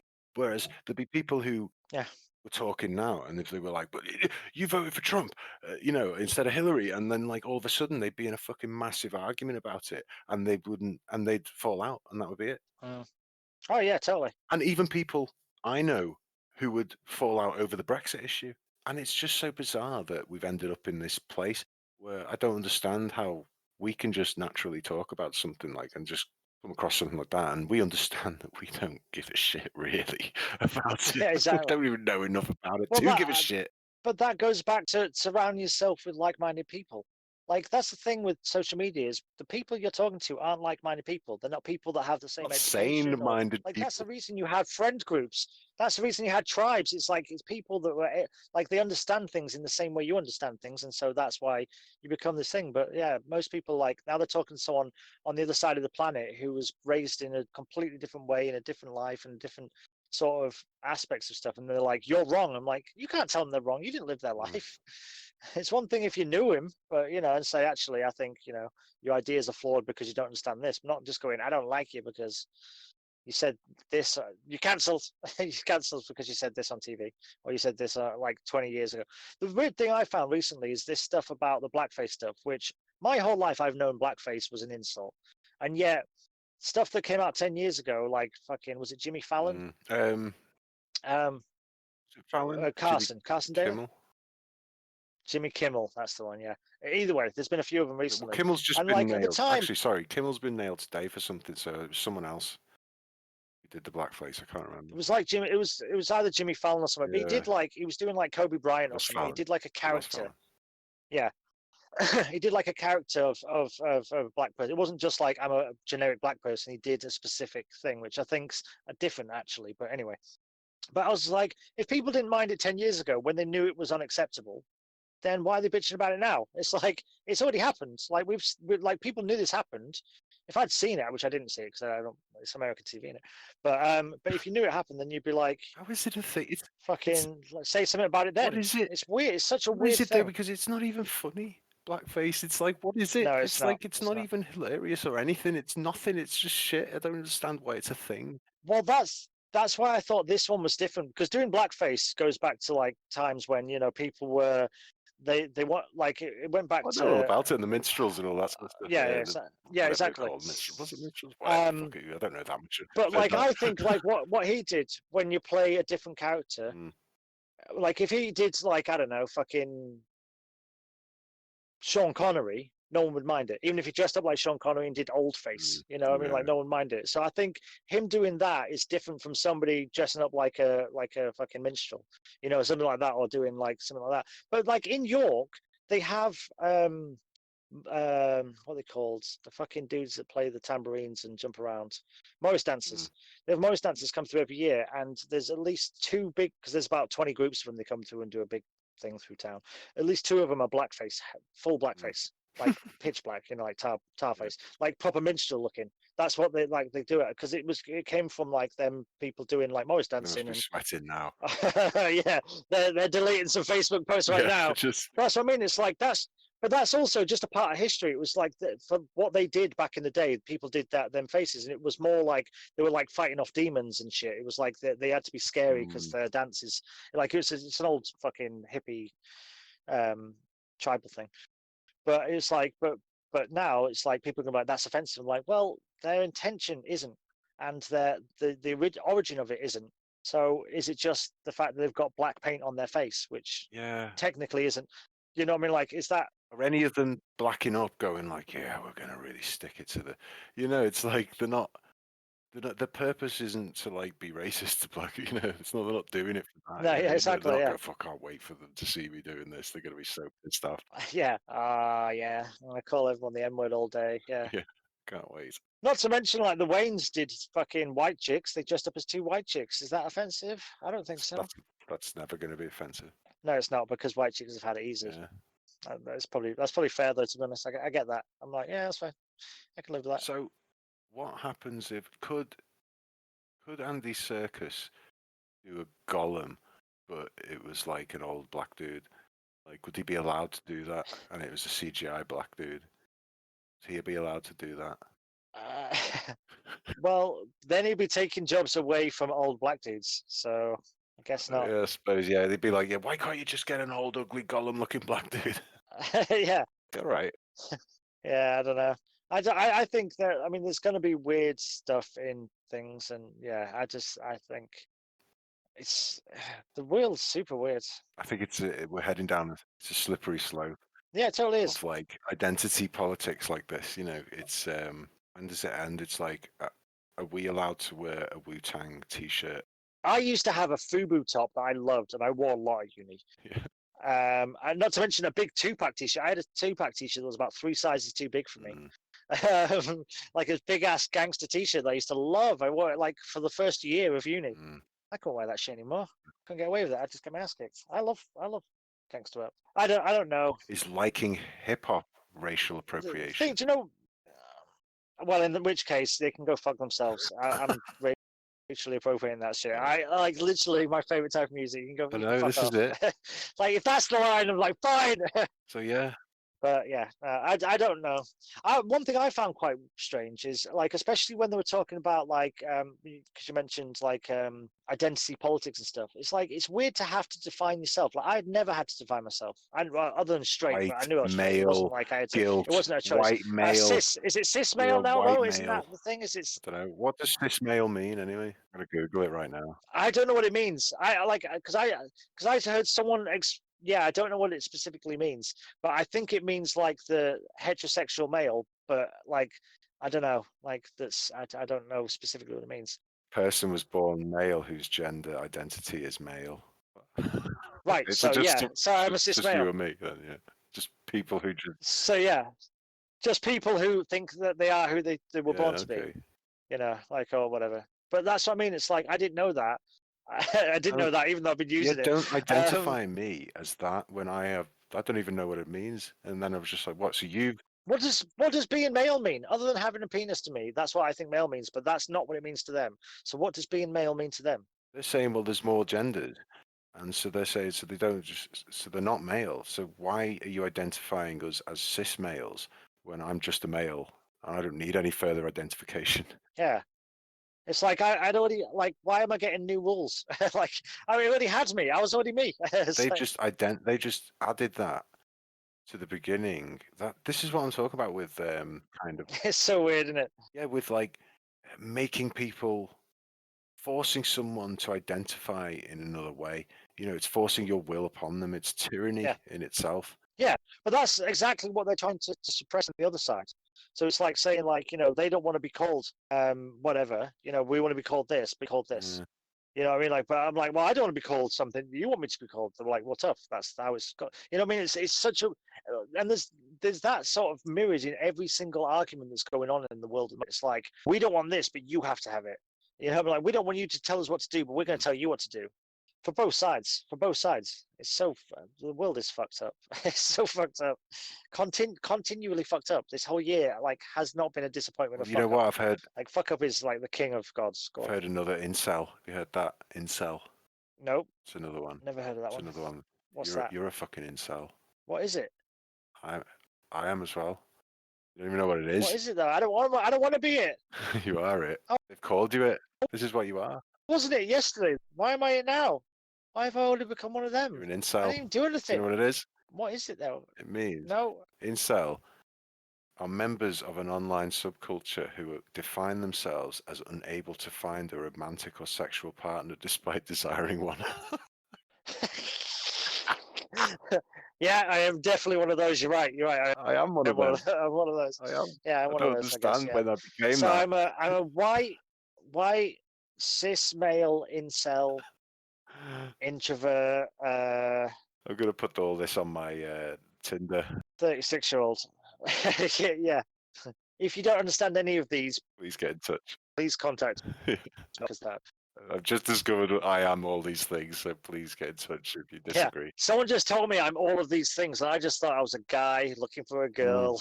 But no, I'm not. I'm now defined by, like, yeah, they're going to be, it's so fucked up. It'd be like white men. Well, I suppose it's the same thing. It'd be like us deciding that black people are now called ninja men or something. Which, to be honest, would make them more imposing. We just call them they're maybe not black people. Let's choose something another variation of people. Let's choose Native Americans, and we decide that they're now called Jedis, right? And they just have to. Yeah, that's pretty cool. They just have to accept that they're Jedis now, regardless of whether they feel it's cool or not. Yeah. But someone else has decided that it's not them. What they now are. It's annoying. It's so, yeah. Like I say, the thing is, that sort of culture is only frustrating if you get into it at all. If you allow it. Like, I think stuff like that is like, with all, like, people, anybody is more than willing to call anybody whatever they want. So, in my opinion, like, or call themselves whatever they want, should I say? But I'm not like I'm not going to learn the names just so I can use it to call one person I may meet in the future that name. If I met someone and they said I'd like to be called fucking Zorgon, I'd be like, all right. I know a guy who genuinely the first time I met him was like, oh, my name's Snake. I was like, Snake, and he was like, yeah, that's my name. I'm like, okay, I'll call you Snake. I knew someone called Snake. I'm pretty certain that's not your birth name. Yeah. But yeah, was he? This guy looks roughly Native American. He's like, this guy didn't. From Panama. That guy didn't look. He works at Sony. He was just called Snake. Everyone just called him Snake. Snake. Yeah, which 100% was not his birth name. Or if it was, maybe it was, but I don't think it was. But I was, yeah. But this guy is like, he looks Native American, but he's from Panama or something like that. He was born there. And I'm like, so you weren't born in England, so your name's not Snake. Like, you weren't born in an English-speaking country, so his name probably wasn't Snake. And he just, when he came over, was like, I'm going to call myself Snake. Either way, I'm more than happy to call him Snake, if that's his real name or not. But I didn't argue. I was like, all right, cool. You want to be called Snake? Cool. But it's like, I don't have to call myself. I don't know. I lost the point I was making. Either way, I know a guy called snake, and I'm more than happy to call him that. So I'm happy to call anybody whatever the fuck they want to be called.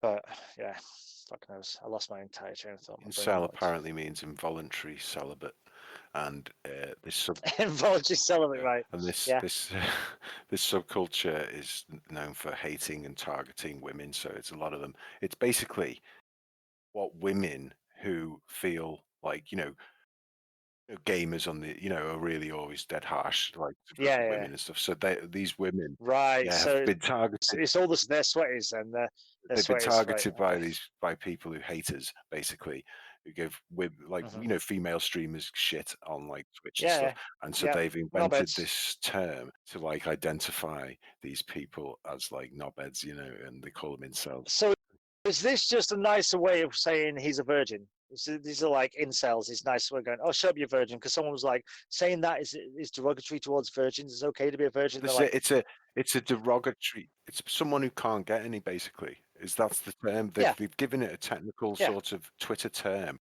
to someone who can't get any ass. Basically, you know what I mean? Yeah, that's pretty much it. Yeah, and they're angry. It's so But that'll be another thing in years to come that you're like, oh, you shouldn't use that as a derogatory term to. But again, it's just bullshit though. It's women. Assuming that everyone who gives them shit on the internet is someone who hates women because they can't get any sex, and it's like, no, they might just be a knobhead who think you're a cunt. You know what I mean? Maybe. It's nothing to do with sex. They might hate their wife and bang them all the time. It doesn't matter. Oh yeah, and don't get me wrong, it is nothing to do with that. But it's just like saying someone lives with their mom and lives in their basement and fucking plays computer games and is £200. You know what I mean? It's just that new insult of thing. This is how it's just a way to say that without insulting people. This is how deep dive you can go with this stuff. It's like that is the origin of the name, and then you'll have names made by other cultures, subcultures to call other people out and things. And it's like that's where all this Twitter speak has come from. Yeah. All this chaos, all these people just screaming at each other, and it needs to stop. Otherwise, people are going to go crazy. I just think we let them go crazy. I think everyone's going to go crazy. You're not going to stop it. The ball is rolling. Like this modern, like Twitter, like mentality is fully rolling forward. I don't think you're ever going to stop it. I suppose it's not going to get us. No. Let them burn themselves. Yeah, let them all go out. Well, they are, I suppose. They're going out in the streets in America right now, and it's like, so let all these idiots go out. Let them get coronavirus. Let them fucking kill each other and shoot each other, and let the far right fight with the Black Lives Matter if they want, like whatever they want to do. Yeah. I'm sure there's enough knobheads on both sides who, we're not out there, and I'm sure there's most sensible black people aren't out there as well. It's just all loads of knobheads just being knobheads and smashing stuff up. So let them all fight it out and die. Fuck them. I don't know. I'm sick of them all. They're all idiots anyway. All this lot. Wouldn't we be better if everyone who has gone out and done all this shit and all these knobheads, they're all just identified and dealt with? They're just idiots. No, we wouldn't. We'd be living in an Orwellian state. No, but this is it. It's like, this is the identifying of the percentage of the population that really don't belong because they're willing to step outside of the established rules to hurt and do all this chaos. And so you don't belong, and it's just going off quickly. Did you see that woman who burned that police car? Like in the Antifa riots and all this stuff and wherever it was. The police basically, they had a video of it. They saw that she was wearing this T-shirt, and then they investigated the T-shirt, found out where she got it on this Etsy page, and then tracked the Etsy purchase order back to her, and then linked it to like an account on Twitter, and then found out who she was, and then arrested her. Oh shit! I was like, she was wearing some like. That's what they did in fucking Hong Kong, man. They followed people all over the place. They've got fucking teams on that shit. It's a new fucking world order, man.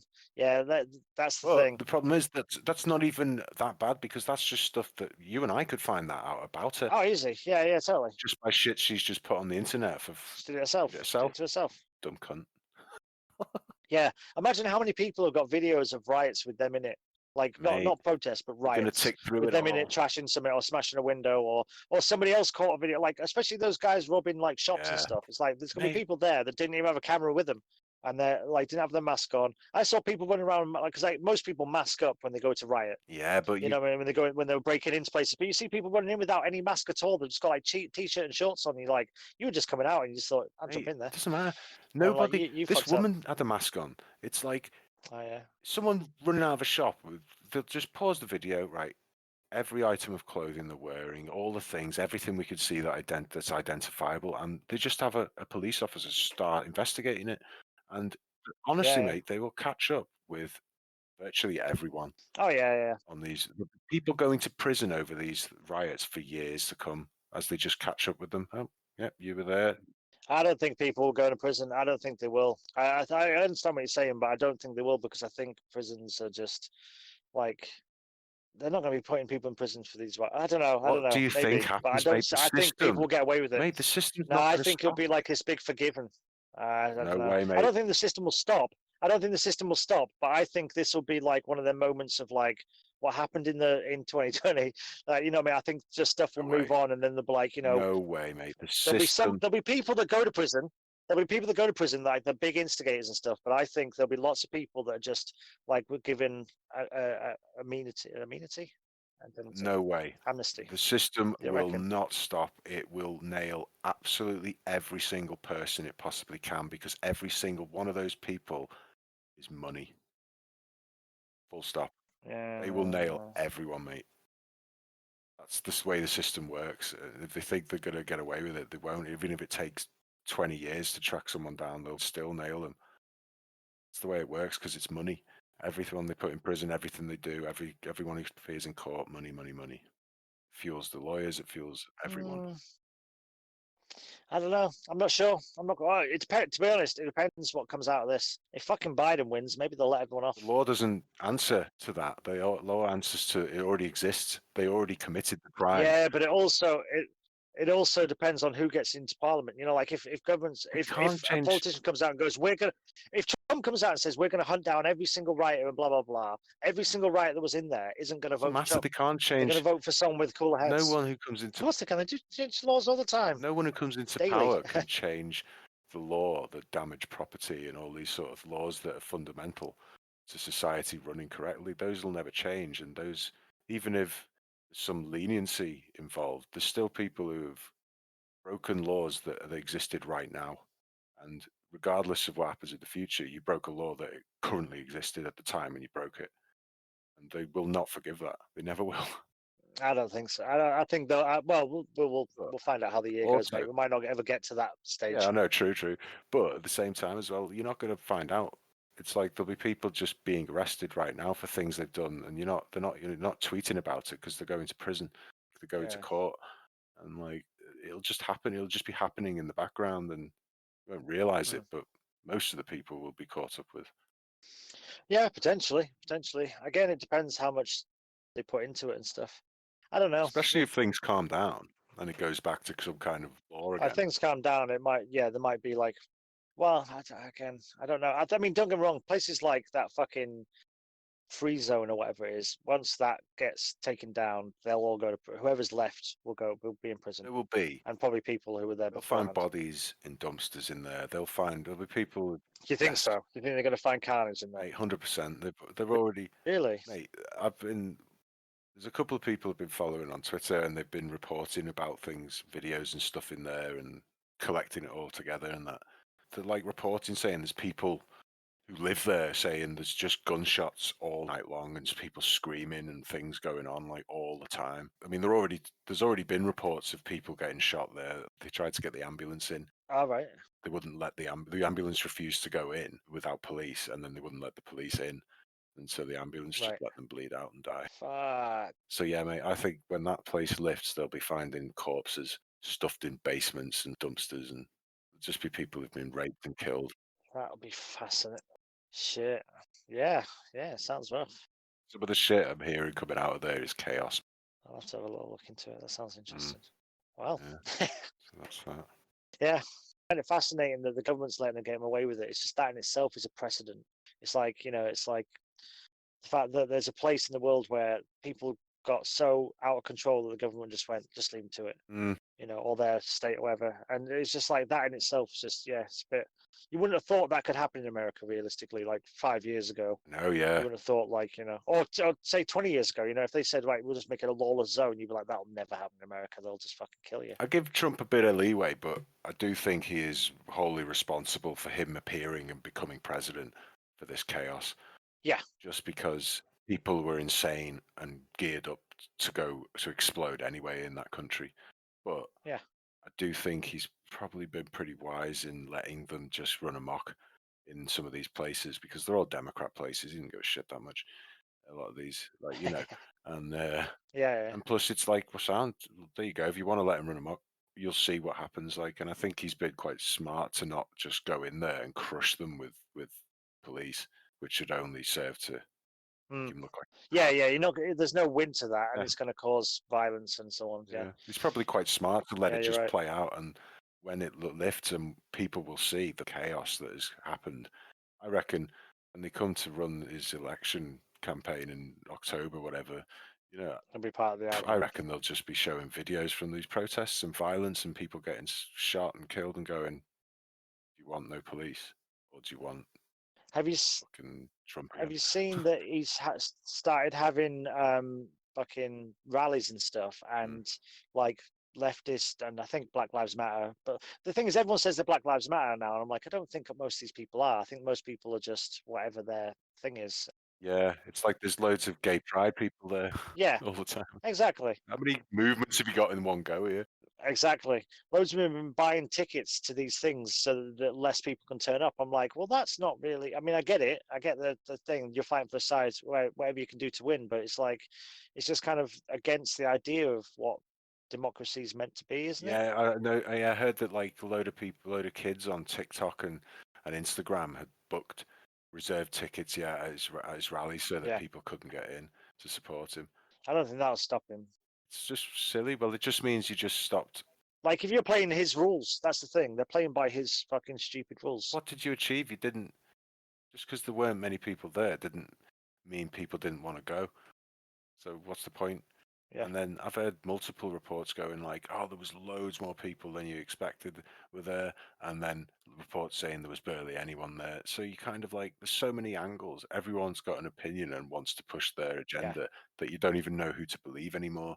But this is what I was saying. It's like, it's a massive problem, that the world has become so fractured with lies and chaos that no one's telling the truth. You don't know what the truth is anymore because everyone's got these agendas. That the media needs to be taken to town for this and say, right, well, you need to start being objective and biased now and stop these agendas. And the same with social media. It's chaos.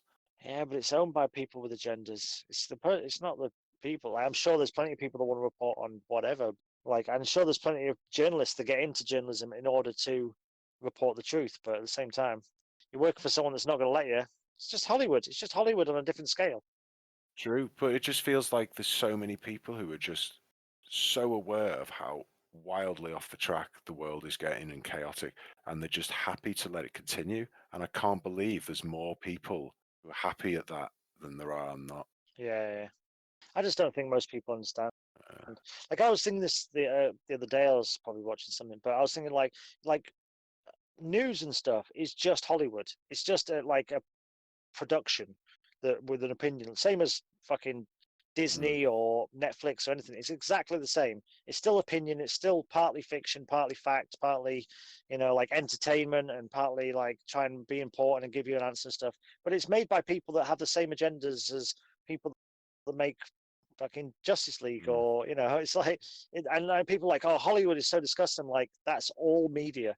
It's run by the people that run Hollywood. It's not like it's like some people run Hollywood and some people also run the music industry. I'm like, no, they're the same people. Like, the guy that owns Fox Music is the guy that owns Fox in like fucking, you know what I mean? It's like, it's not like it's one thing. It's like all media is Hollywood and that fucking vile craziness. And politics is just the same thing. Like, that's why you see all this Epstein stuff and Weinstein, and it's like it's just it's different parts of the same fucking system. It's fucking crazy little world we live in. Seen? Most crazy I've ever lived in. It's insane at the moment. It's like, have you seen if you download a new update for your phone, you will basically have the contact app, coronavirus app on your phone Oh, really? integrated, and it will be turned on. Like, so Well, that'll happen if you update your phone ever now. that's going to happen at some point. Yeah, Oh, yeah. yeah. Well, they were saying they're not going to use it in the UK because they can't get it to work properly with fucking iPhone or some shit. Fuck knows. I don't believe anything. They're saying they're not using. I saw it the other day. It said like they can't get it to work properly with iPhone because iPhone doesn't have a certain thing Shit. that iOS phones have. I Or don't believe something. it. I think they're already doing it, and this horseshit yeah, I app mean, is just yeah. an excuse. So I assume they've been doing it for years anyway. I To think be they've honest already with been you, doing it, and I didn't assume this is a new thing. just getting us on this app now, getting this app involved, is just an excuse for when we find out that they've been doing it. And so yeah, well, we had the app there. Yeah. So they just. So yeah, that doesn't surprise me whatsoever. But like I say, you're not going to have a choice in taking it or using it, whatever. So That's the thing. It's like eventually we'll all have it because I mean I haven't updated my phone in about 2 years already, maybe a year. mine just does it automatically, I think. So fuck knows. Oh no, I've always got mine turned off. But yeah, but I should have updated already before this happened, you know. But now mine's 2 years, like a year and a half out of date or whatever. So eventually, right. all my apps will stop working eventually, and I'll have no choice but to get the update, and then I'll have the app. Yeah, of course you will. Or you'll have to buy a new phone in a year or two. Yeah. Yeah, you won't. It's not like you've got much of a choice with it. Yeah, at some point you'll have it on you. At some point, I think, well, if it goes on long enough, we're going to know if COVID is an issue, and if everyone has it anyway, then what's the point? You may as well have it yourself. Yeah, I mean, I'll turn my location off on my phone. Smash my phone That should work, right? every day on the floor, just smashing it up. Just buy like an old Samsung 3210, like everybody wants. That's what everyone wanted. That was like the pinnacle of good phones. Since then, phones have got way more advanced, but so much less. And there's so much less to them. They're so much less amazing. 3210. That was the Rubicon. 104 people shot over the weekend in Chicago. Fucking hell. Black areas.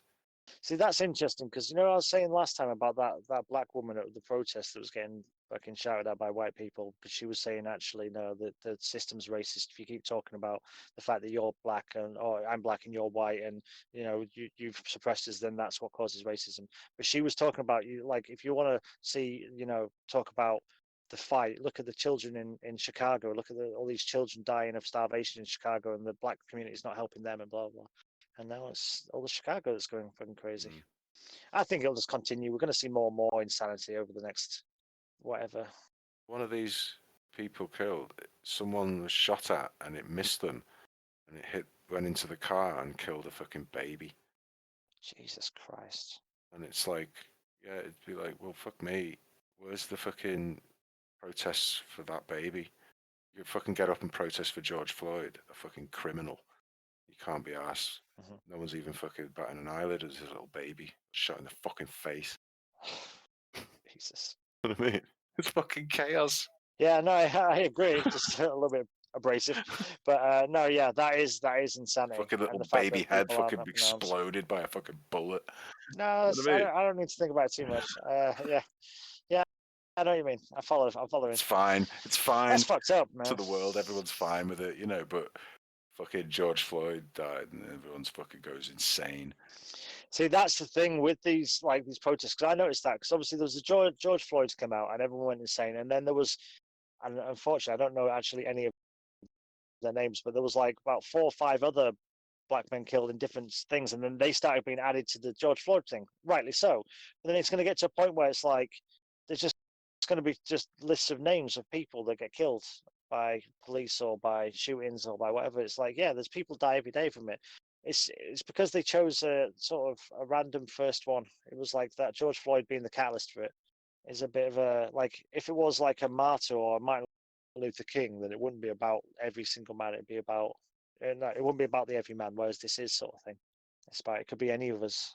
I've almost, though, got no sympathy for the people they put up because almost all of them these people they put up as their like poster childs for these movements, almost all of them were involved in crime in some way and did something to warrant the police officer using force. And I'm not getting shot by police officers right this second, because and I don't think I ever will.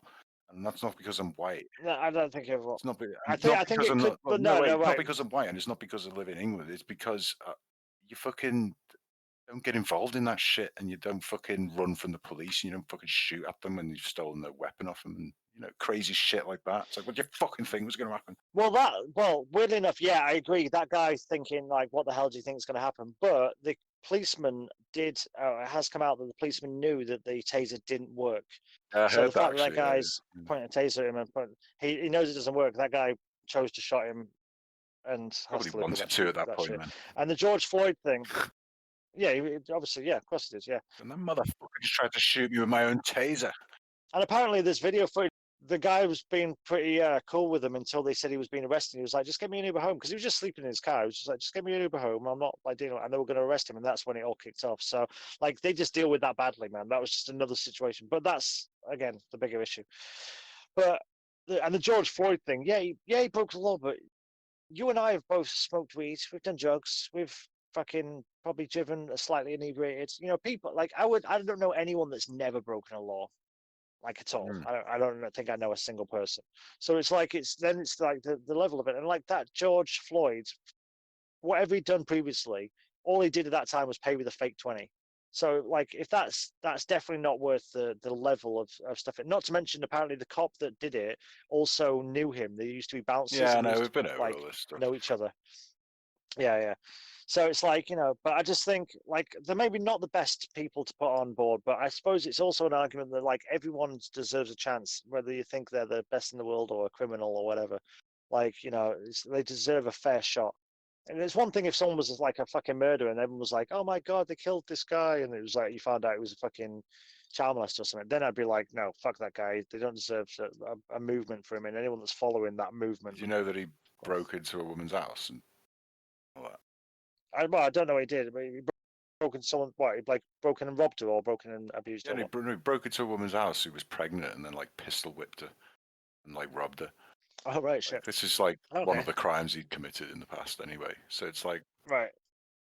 This is all my point. It's like anyone who's involved in that kind of life, then you've made a choice, and so don't be fucking scratching your head, wondering why you got killed in the process of being detained by the police in some form or another, whether it's too much or not. It's like, it's not like rocket science how you ended up in this scenario.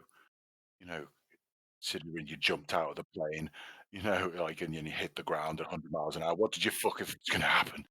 I mean, of course, there is the argument that, given the life he led, maybe he didn't have the opportunity to achieve more, but there's also a choice to rob and fucking steal. Regardless of how low you get in life, there's always an opportunity that isn't fucking stealing from someone else. So I have to, I agree with that. I didn't know that. But and like I say, I don't think it's the best person to tie a movement to, put it that way.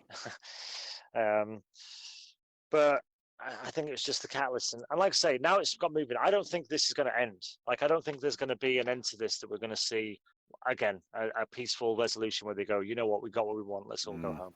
That's not going to be the answer. Even if, like, the left wing win, and let's hope it's not fucking Biden, but somebody gets into politics that might be able to lead them and be calm and stuff, they're going to have to just deal with it. It's going to happen over time and over years of changing the rules. And 20 years from now, we'll be going through the same thing for whatever the new vogue is, the new political argument.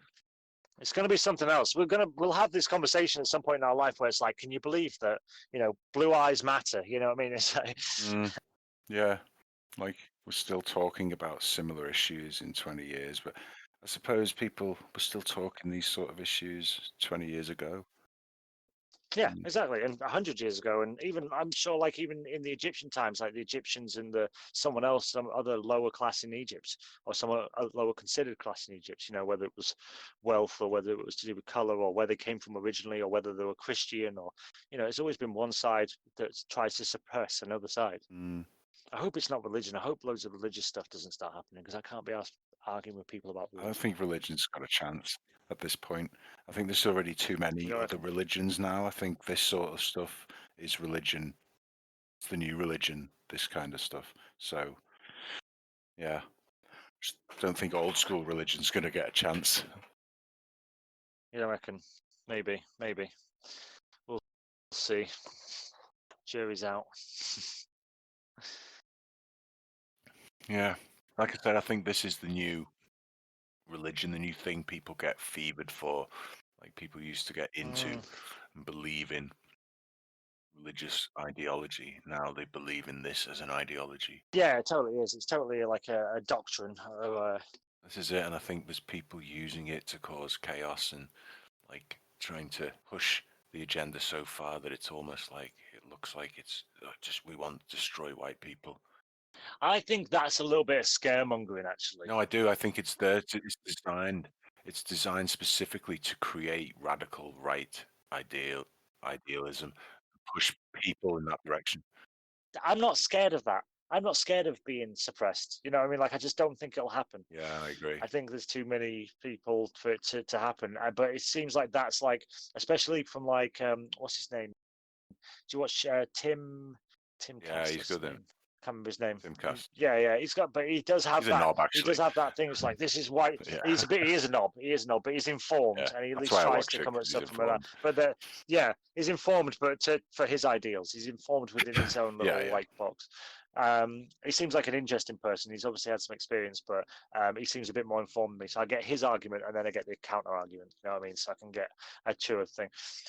But he talks a lot about like this is a question of white stuff. I'm like, I don't think it is. I think that if anything is more of a fear mongering ideal. It's like, yeah, it could potentially be that, but it won't be that because I don't think it can escalate to that point. I don't think it's going to become a race war in that sense. I think it's going to become more of a like an age gap, generational, like ideology war, and it's going to become black and white stuff. I just think that's the current jumping off point.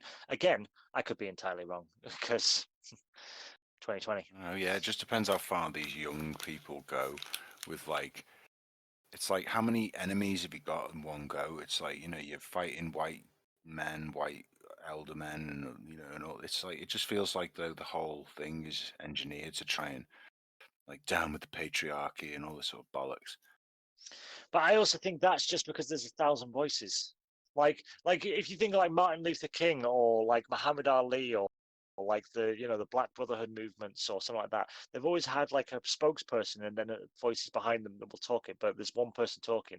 But because of modern technology, there's 1,000, a million, fucking billion people talking. And half of them don't have a clue what they're talking about. Half of them aren't educated. Half of them aren't looking at both sides of the story and stuff. And the ones that are actually going to make changes are usually the ones that are going to be more educated. Most of them want to look like they're fucking super educated though as well. Yeah, exactly. Well, it's like if you talk to somebody super educated about religion, that's great. You can talk to them about religion, but you could still say, well, what do you think about like God? Like, how can you prove that exists? And they're like, well, I still believe it exists. And that's all on things like you probably know your subjects really well, but that's all you know. You don't know the nuance of science or how this could be defined in another way or philosophy or and some do, of course, but most people you talk to have like they're really good with one bit, and then when you go off into like we've talked about, like, well, what if they did defund the police, and what's next? Is like people like defund the police, and like, what does that look like? And like, it looks like this, and like how is it like? Because they're like people that are like it's going to be utopia. We're not going to be suppressed anymore. We can be free. We'll just go about our day and like.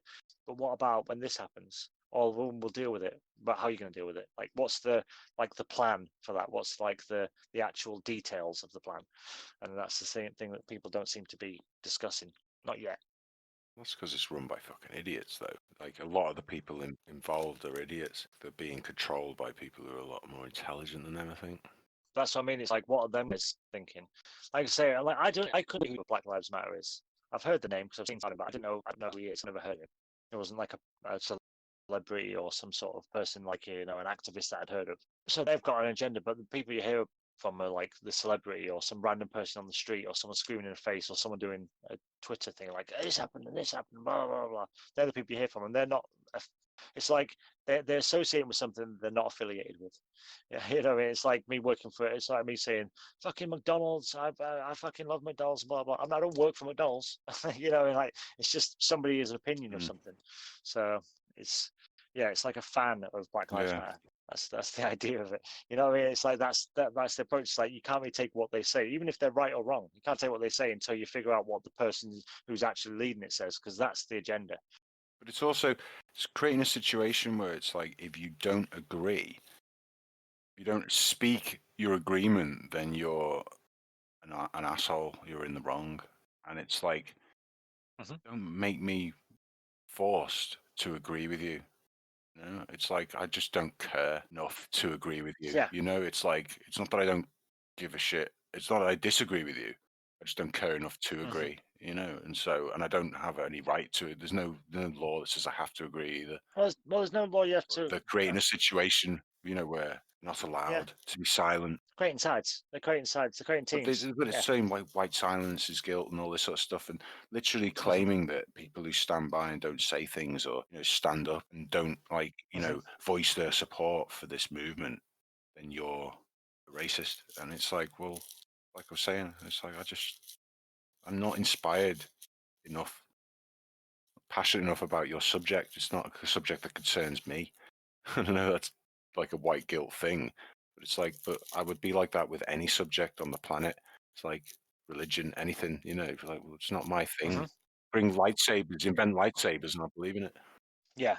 If there was a religious war right now, if there was Jews on the streets and they've been suppressed by Christians, I don't have a dog in that fight. Exactly, yeah. At all. Exactly.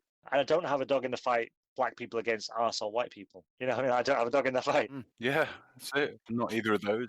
Against like bigot people. I'm just like, I don't agree with them, and I agree that the Black Lives do matter and all that sort of thing. But I don't know. I just think it's just such a I've never fucking weird topic. Though I've never sort of felt like I belong in any groups anyway.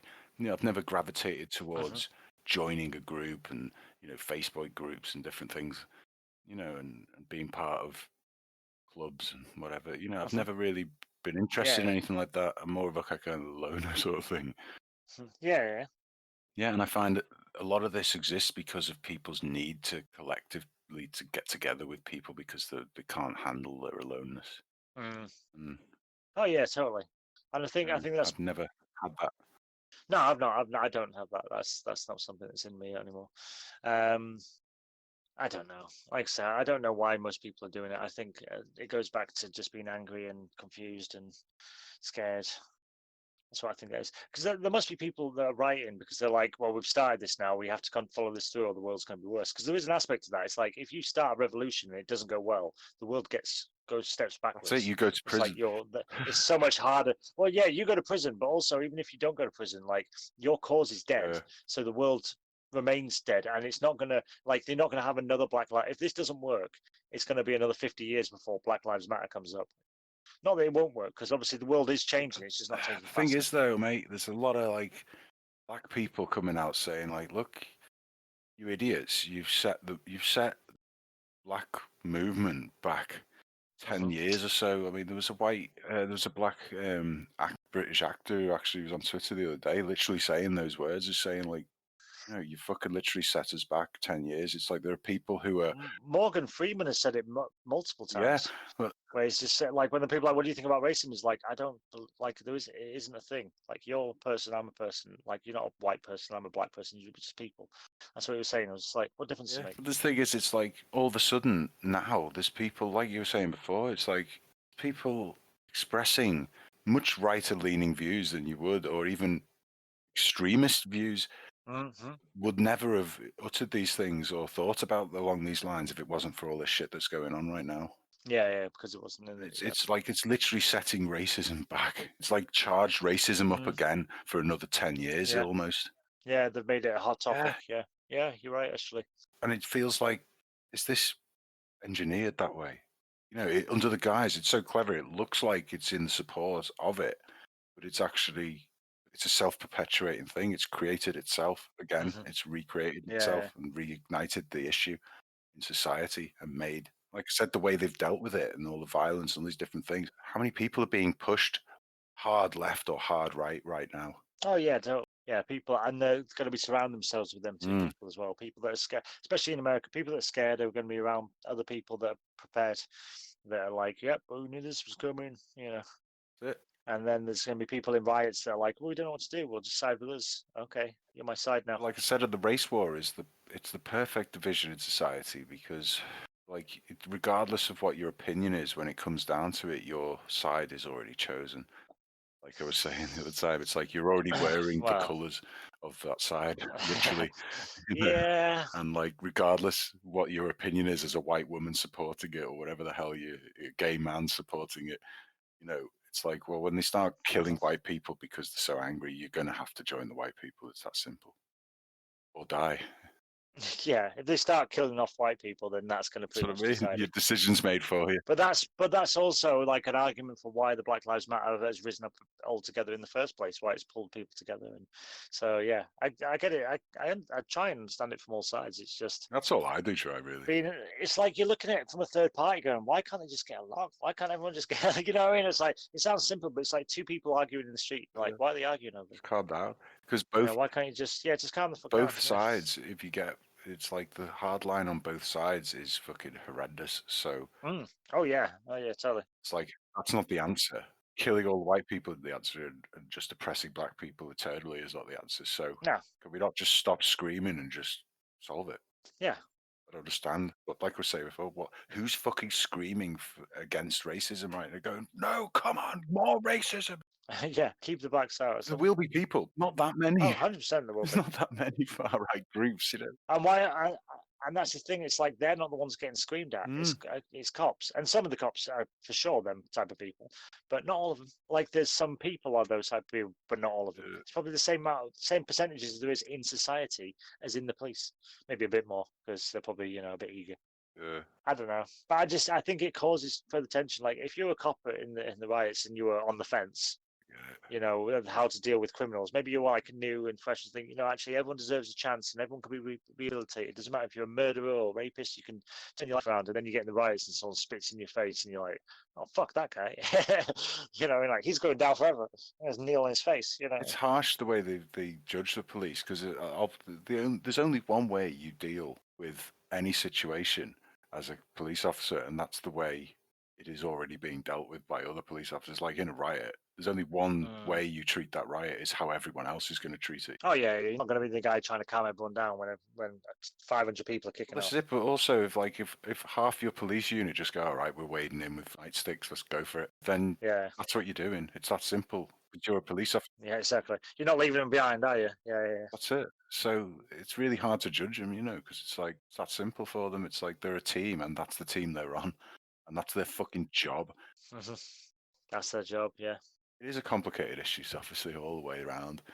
Because, like I said, these are people who. Oh yeah, we're not going to come to the answer. That's it. Yeah, we're not. I don't expect to know the truth. But you're screaming at these people and like the police and like the difference between them. It's like, yeah, these are people who would help you in a situation, and try and save your life, whereas you wouldn't do the same for them. Yeah. And you want to judge them. It's like, go fuck yourself. Yeah. And again, that is coming from us who believes that, but then there is people that believes that the cops wouldn't help them in a situation and probably haven't in situations. There's definitely people that are completely justified in their anger, but there's also just like social media, and it's like American Gods. It's like media's winning. Like I'd like to see the third season of that right now. Just media's just like, oh, we killed it in 2020. Media took over. We managed to get everyone to riot, and now everybody believes in social media. Gillian Anderson's super powerful. I don't know. The world is fucked. But this is a fascinating thing. It's like, it feels though like it's been organized because after this lockdown, all sort of geek stuff, all this stuff that people were concerned about, like bad Star Wars movies and all this sort of shit, it all just stopped just in time for everyone to go fucking mental over these few issues. But even with that, it's like I've started to notice some of that like geekdom to come back in. A little bit.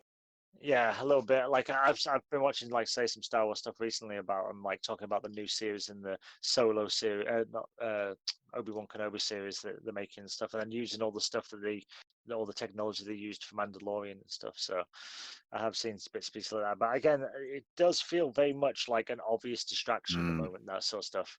Like even when I'm watching, I feel like I'm using it as a distraction, like it's intended to be. That's what it's perfect distraction material. YouTube's perfect for that. It's like I need 10 minutes of just nothing. Yeah, just need a random subject. Yeah. 10 But then seconds. most of the time I've got like Signal three through. screens on. I've got my phone on, I've got my TV on, and I've got my iPad on. You know what I mean? It's like looking at stuff like, oh, what about this thing? And then there's a video on here that I want to watch. And yeah, it becomes that you all become fucking Charlie doing that fucking crazy conspiracy thing. It's fucked up. Yeah. In the meantime, I have to go back to work in a week. Oof, rough.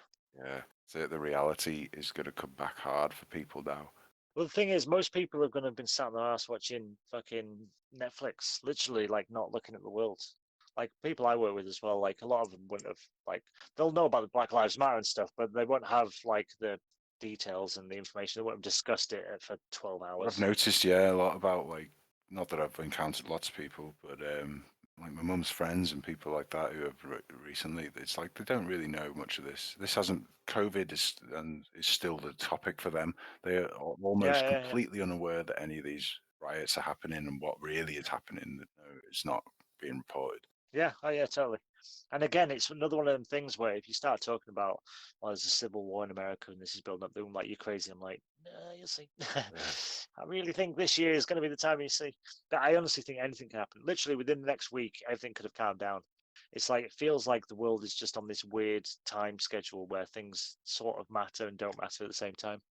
It's like everything's so significant and yet nothing's really going Is on. it possible it goes back to normal just because everyone in this country goes back to work? I don't know what America are fucking doing. I think 100%. I think in this country that'll be the gist. There'll still be like people moaning about social media and jobs and stuff, but I think once the financial crisis hits and everyone realizes they can't afford to go down to London on the train to riot, I think they'll stop. Or they'll go down to riot and they'll just crash the train and then they'll rob the shops because everyone's skint. Yeah, I think that's going to be like, I think we'll drop into a worse situation so they can't complain about how bad it was. Yeah. And then they'll look back and be like, oh, it was better before we started writing. I wish we hadn't done that. We should just started shopping like normal people. But again, maybe it's all a system that's meant for this sort of stuff. I think the whole economy is just like a mock thing. It's just like it's fugazi. It's fake. You know what I mean? It's like I think it all the is. whole system is What just. I find It doesn't make any sense. here's what I find strange about all these protests and riots and everything. Is how many people have a backpack on? Nearly fucking everyone in these riots has a backpack. Yeah. And it's just really. What's weird about that? I just find it really strange that like every single person has arrived with a backpack on virtually. Yeah, but I wear a backpack most of the time. Like if I go out, I tend to wear a backpack. I just have supplies in it, like drink and especially if I was going out writing, I'd definitely go prepared for the day of writing. I'd have a mask in there and some gloves and maybe some like a first aid kit or some cleaning stuff or like people are going out like thinking it's like a survival pack in it. They're going out to war. They're going out to battle. I can understand why they've got backpacks. I suppose. I still think that the actual riots have been quite tame. There's not been any like significant attacks. I mean, obviously there's been fighting, but there hasn't been a whole lot of like mass shootings or not yet. Chicago is probably like a very different thing at the moment. I think that's more what's gonna go down there. But I think that's probably Yeah, again those could be the normal figures. They could just be the daily figures for Chicago for we fucking. So this Timcast. You know, I mean, I have no idea. What's he saying on Timcast? Fireworks cause wild theories online, like something about fireworks. I've heard this as well before, like the other day. I'm saying it's just like in New York and loads of places. There's just been like constant fireworks just going off all the time. Yeah. And I think do you reckon it's like, this is just one of my theories, just off the top of my head right now. Go on. Do you reckon they're going, let's try and keep people awake as long as possible so that they become too tired? Like an experiment. But they could become too tired to riot in these places because they're not getting any sleep. So they don't turn up the next day, everyone, and the other people turn up and then gradually they're just too tired to bother. Or maybe if we keep them tired, they'll get angrier and it'll like escalate. Maybe that's what they're looking for. Or it could just be people rioting and setting off fireworks because they're in celebration. Or it could be some sort of signaling thing. They're like, come over here, we're rioting over here now. Yeah. Could be anything. I don't know. It's a bit of a strange thing. Fireworks are one of them things where it tend to be like people that are like not considerate of other people's feelings tend to set off a lot of fireworks. Like you'll see like fireworks night is like the night everyone sets off fireworks, and the month before it and the month after it, knobheads set off fireworks all the time in the middle of the night, especially around here. So that sort of thing, it's like, you know, the people that are out at the streets in the middle of the night are probably knobheads and like, let's get fireworks and just keep this party raging.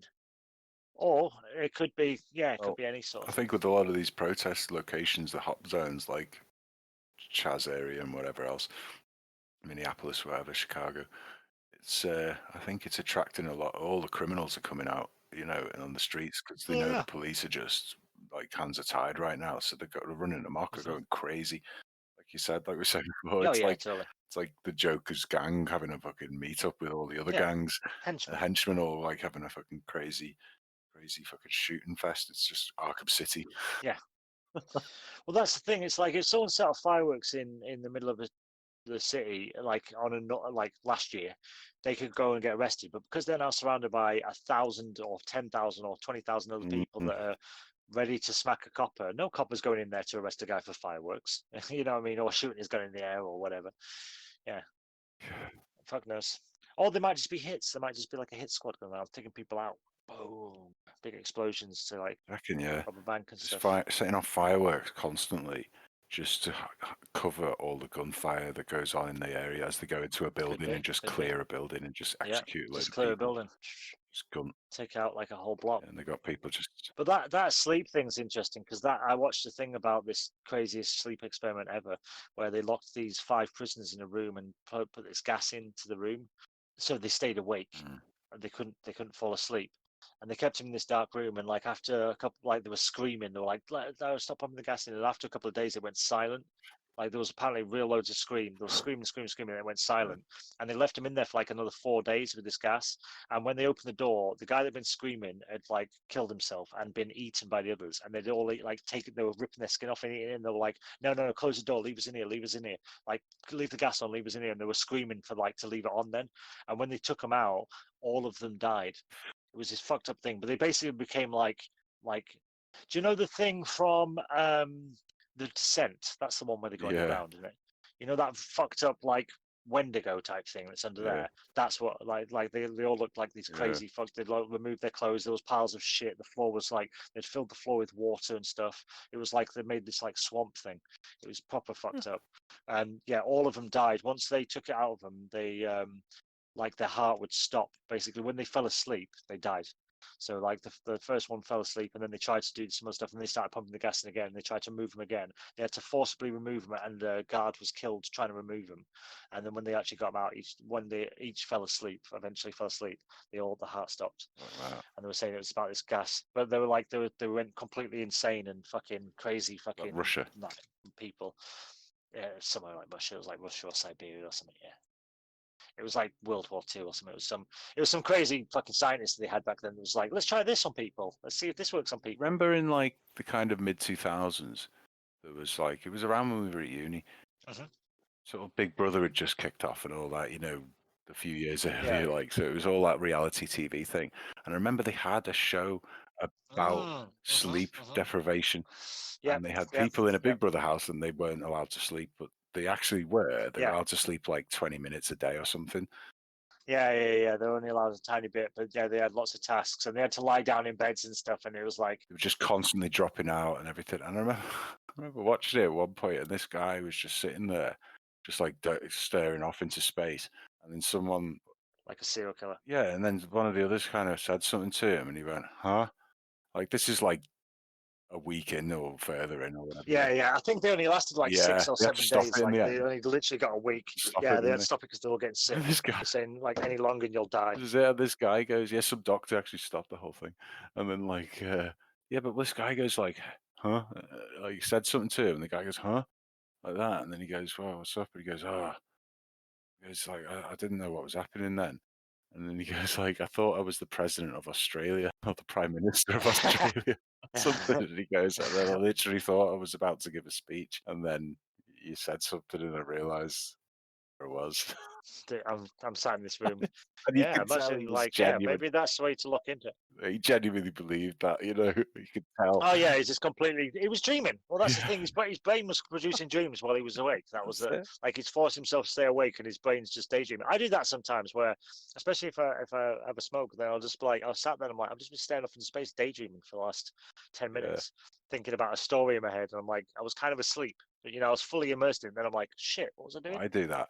And my phone in my hand. Why have I got my phone in my hand? I like, do that. yeah, I do that I sometimes. I'll have a bong, and then I'll be getting ready to sort of have a spliff and sit down and watch a film, but I'll end up just sort of pacing back and forth in my room, just saying, just running an idea in my head, or having a Yeah. weird Oh conversation or yeah, something, or thinking about a weird scenario. Yeah, and then I just go, fucking hell, I've just been standing here for like half an hour. yeah. Watch this film, you weirdo. What am I doing? Yeah, I've done it where I've started the film and I was like, I'll have a joint, and then I've sat down and played my phone for a bit, and then I'm like, where did 3 hours go? Like what have I been doing? I've just been either watching shit videos or daydreaming. I can't do it anymore. If I'm watching something, I can't pick my phone up.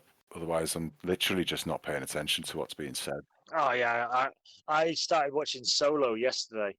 Like the Solo movie. Yeah. And I got about halfway through it, and I picked my phone up, and then I paused it to watch a little clip of something. I think it was actually Joey Diaz with Cypress Hill singing "Fuck You, Saw Do What You that, Tell Me" yeah. on I stage. saw that this Yeah, morning. that video. Yeah. I was watching that, and I was chuckling to myself, and then I was like, I just kind of playing my phone, and I was like, I started watching a different video, and then I was like, oh, I'll watch it, and I got to brush my teeth and go to bed, and I was like, oh shit, I was halfway through a film. And I was like, it's not that good, it's Solo, but I don't really like. It was just getting up to the bit where they do the Kessel one. But I was just watching it and like, oh yeah, the rest of it's not. It just didn't. It doesn't grip me anyway. So I'm like, meh, whatever. See, I'm the same. Recently, I've just not been engaged in things. I mean, to be fair, I did just watch season 1 and 2 of Dark again, and that got me again back in. But now I've got nothing to watch. You got it again. I still haven't watched it. I'm gonna have to watch it. Mate, Season 3's coming out though, isn't it? I saw season 3, like something for season 3. Listen to me. I'm listening. You have to fucking watch season 2 because it's fucking amazing for a start, and all the weirdly cool shit happens in season 2 where you're just like, oh my god. But also, it's like, gotta watch it before it finishes, because if you need to Google shit. I was saying this to Dennis, he hasn't watched any of it, and I was like, oh, to understand it. Yeah, but right. but you're gonna need time to think about it and think about the theories, and then you'll need to Google some things just to kind of be like, who was that and who was this? And if you do it after Saturday, the ending is out there on the internet, which means you'll get it spoiled.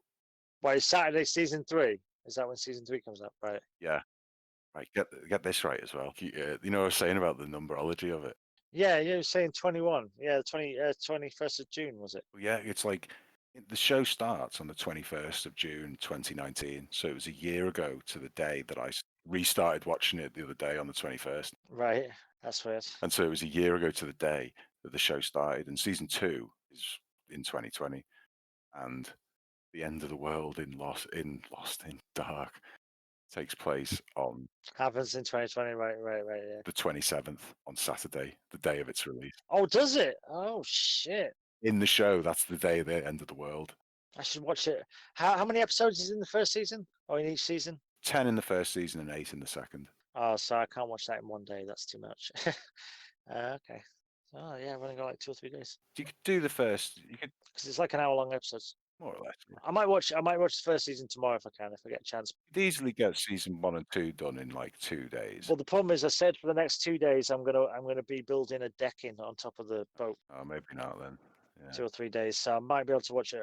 Maybe play with Gil online on the internet. Or maybe Monday, Tuesday next week before I go back to work. But yeah, I probably won't get it done by the 27th. Dangerous. That's what I thought was interesting, that it was also. Is it? Can I watch it dubbed? Is it one to watch? Yes. I can watch it dubbed. Yeah. Seriously, mate. I watched it subtitled, obviously, the first time through, and I tried the dub, and I was like, ugh, I don't like it. Yeah, I don't like it. But this time round, I just started with the dub and just kept watching it, and it's actually very good with the dub. Yeah, that's what I thought. I think I'm going to start with the dubs because I started watching it. I watched it like the first time in subtitles, but trying to keep track of the subtitles and the people, Yes. and it's impossible. Like my brain doesn't have that many gears, so it's like This was much easier this time around. I mean, obviously I've seen it before, but it was much easier to like just listen to the dub. And there is some bits where the actors aren't, the voice work isn't as amazing as like, it's not conveying the same level of good emotion through acting as the actor is. As you're seeing, You could just, I can put up with that. It's the information. Cool. I'll give it a watch. And the things that happen and how they use time travel in this. Yeah, I remember really enjoying the first season. So yeah, I'll definitely. I wanted to go back and watch season 2, but I just, it was one of them ones where I'm like, I don't know if I can sit and watch a whole season dubbed because I'm too easily distracted. And if I'm dubbed, I'm like, what's on my phone, and then I'm going to miss 20 minutes. I'd definitely chuck it back with the dub because I've just done that and it's worth it. It's easy. It's easier. It's easier, right? They pay stuff off in season 2 as well, like so you kind of like, Jesus, this is good. So yeah, it's well worth it. All right, cool. And season 3 is out next week, right, or the end of this week on Netflix as well. Yeah. So it'll be all out. There's so many things in it that we talk about that you'll understand, just from like the science knowledge. Yeah, the concepts of them. It's like, they've somehow managed to think up so many innovative time travel conundrums and things and wound them all into this amazing storyline. All right, cool. Yeah, so I hope it pays off at the end. I'm pretty sure that whoever. Yeah, it seems like I think there's a lot of talent in like foreign filmmaking stuff. There seems to be some really interesting stuff coming out recently. There was quite an insurgence when I was younger. I remember watching a lot, like Brotherhood of the Wolf around that time. There was a lot of like foreign films that were quite interesting, but it seemed to disappear. But yeah, I've noticed recently like that and that. What's the one with the big lift? It's not called The Lift. It's another Netflix thing that's like the platform. The platform. I haven't seen that yet. I keep meaning to watch that. No, the vibe, but I've heard it's really good. I haven't watched it again, but I've heard it's like Gil said he really, really enjoyed it. So it was a really strange little film, but I haven't watched it yet. Right. No, I'll give it a watch. I'll give Dark a watch. It's annoying though because you and Dennis are two mates that two of my only mates who I probably talk about this level of geek stuff with. Right, okay. And neither of you have fucking seen it, so I've not been able to have a conversation with anyone about any of the theories I've got. The only person I could talk to was Liv. Right, okay, all right, I see. When I watched it with her, and she's a fucking moron. So it's like, I was trying to discuss in-depth time travel theories with someone who was just like, what was his name again? Is he the younger version? Yeah. Which one's he? See, I'm going to be like that, though. I'm going to be like that. I'm going to be like, sorry, which one are we talking about? Blonde hair guy or blonde hair guy with a mustache? Yeah. So, all right, cool. Yeah, it's really annoyed me, though. And so I'm going to know the ending before either of you two have watched it. So I won't even be able to discuss theories, nothing. I'll try and get it through it in the next week or two. I'll try and get through it. By the time. A couple of episodes each night. I've seen the ending by then. That's it. It's over for me. Yeah, but my time is running out, literally. But is season 3 the last season then? Yeah. Oh, right. Okay, cool. That's good. Yeah, they planned it. Well, this is it. See, this is a good time to watch it then. I can just watch it all back to back now. This is perfect. This is how genius the show is. It's like it's in threes. Yeah. 33 years between it, and it's like 3 seasons. Of course, yeah. And I was thinking as well, it's like a magic trick. It's it's the pledge. Season 1 is the pledge. Yeah. Season 2 is the turn, and season 3 is the prestige. The prestige, right. It's interesting there.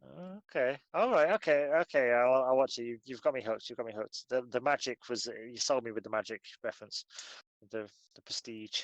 I fucking love that film. Oh, I do. Oh, I'm trying to think if there's anything else we missed. Anything else I've thought about this last week? Because we've been through like all of politics. I haven't really watched much space stuff that's particularly new.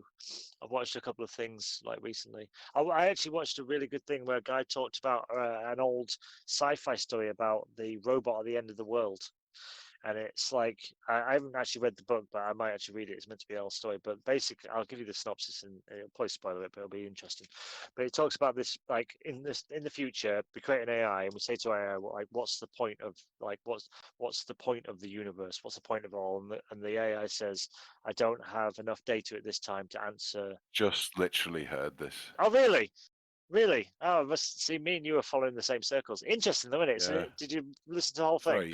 Yeah. Like when they're saying at the end of the universe, it then like creates the universe. It's like it figures out what all the combinations are and then recreates it. I liked it. I really liked the story of it. I was like, maybe that's what it is. That makes sense. Didn't I tell you this last week? I don't think so. Did I send you the video that it was on or something? I can't remember. No, I found it on my little deep dives. I've been watching a few like old sci-fi stories. Literally talking about this to someone. I'm sure I was talking to someone about this as well. Like, but yeah, I'd watched. Oh, really? I don't know where I got this information from, but I know exactly what you're talking about, and I can't even really track where I've learned it from. This is weird. It's because the system knows that me and you are connected, so that like they'll be talking about this shit. They'll like this shit. Yeah, not enough data. Yeah, because it keeps saying.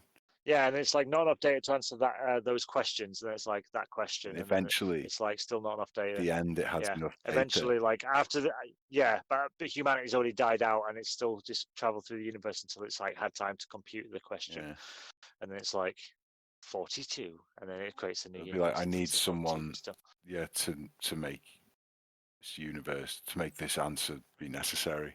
Yeah.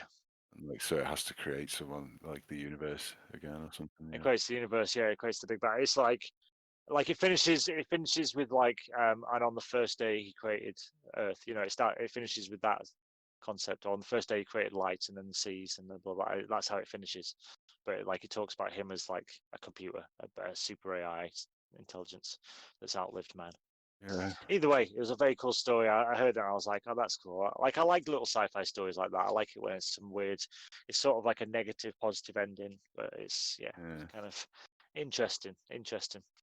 The idea of technology as the savior is a positive one because the idea of technology as the destroyer is probably more likely. So I'd rather think of it as a savior. Yeah. I'd rather be like, it's probably going to be fine. It's probably going to create something that saves humanity from destroying itself. Because if it doesn't destroy us, we'll destroy ourselves. So hopefully it'll take on board that and be like, I'm just going to not let you destroy yourselves. There it is. Yeah. That's it. It's The Last Question by Isaac Asimov. It's the story you're talking about. The machine at the last question. The Last Question. Yeah. The machine Isaac at the end Asimov. of time. Yeah. The last question. This machine at the end of time. Yeah, it's on that Eckhart's Ladder YouTube channel, that video. Oh, that'll be why, because we're on that Eckhart's Ladder. Yeah, I'm on that as well. Yeah, it was on that. You're right. That's it. I've just found the video. I think that was the website you suggested to me last week. Yeah, it's a really cool stuff. It wasn't from that video. It was from something else. But yeah, that's why. Yeah, I was trying to think why is the time. I'm like, why are we watching the same stuff? Yeah, it's like literally like, what's happening here? We are the machine at the end of time here. I still think we might be, not me and you specifically, but us humans or the conscious ones. The ones that think about it, I think maybe we are part of some. Thing is, you and me talking right now, we could be the only ones, and everyone else is just on shutdown mode because they're not actually real. They're just machines that make us feel like the world is a functioning thing. But then, how do I know you're real? Like, how do I know you're not just a computer telling me that so that I think that? And then I'm like, that's a good point. Me and you, Dan, me and you together. And they're just like, yes, I've got him. He thinks I'm on his side. Thinks I'm real more than anyone. Exactly. Yeah. Like, because that's the thing. It's like if you were a computer, like to convince somebody, you just have to tell somebody that, like, to make somebody they trust, tell them. That's all you'd have to do. Yeah. Just make it so that it's like the people, your peers are the people that, But I don't fucking know. I think we're definitely going to live in like a really interesting time, though. I still think the next 10 years, but that's what I mean. Like, but the next 10 years, I think will be like world changing. I think it'll be like a different era. There'll be before 2020 and after 2020, definitely. I think, undoubtedly, like there was before 9/11 and after 9/11. It's like I think it's that kind of 100%. I think this will be the year of just chaos, where everyone will just be like, that year was just so fucked that the world never came out of it the same again. Yeah. Some years where everything just stays the same. It just gradually. Yeah, of course. Some years just pass by and you're like, shit, what year are we in? You know what I mean? Like, but other years in time go past and you're just like, that's going to be remembered. Like, I genuinely couldn't really, like 2017, I can't really say anything specific that happened that year right now. I can't remember anything. I can't think of any significant moments, you know what I mean? I could probably think back, but there wasn't anything that was like groundbreaking. I don't fucking know.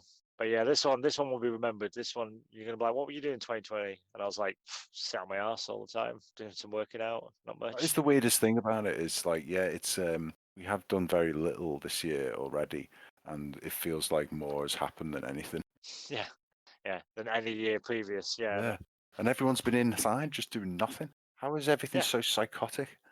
Yeah, well, that's why, because everyone's been inside doing nothing. That's That why. was it. That's why everything's so psychotic, because everyone's just been like, yeah, and their brains haven't had a chance to vent and get rid of all the insanity of the world. I don't know. I don't know. I think that's the podcast, though. I think I think my that's brain it, out. mate. To be honest with you, yeah, I think I've just melted my brain. Final issues. What was that? No, 4 or 5 hours. I don't know. Fuck it, who cares? 5 hours, nice. 8:22 we started.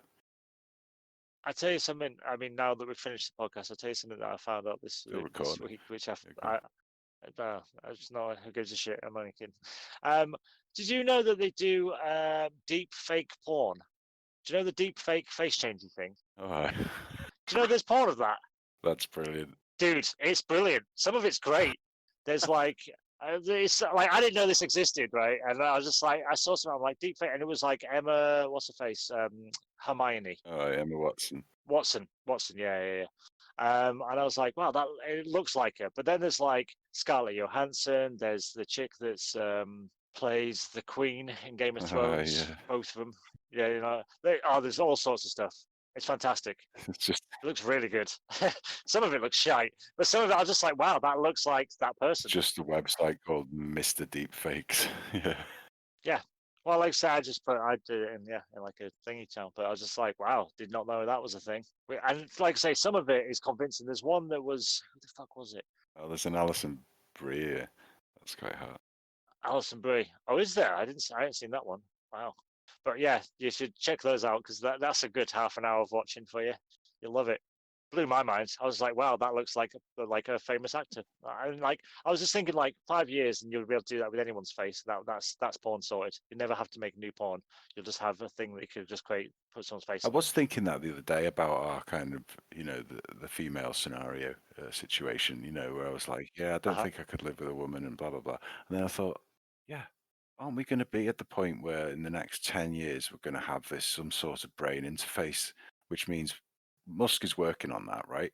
And so he was talking about it in 5, wasn't he? Fuck's sake! So once porn get a hold of technology like that, that'll become a major. That'll push forward so quickly.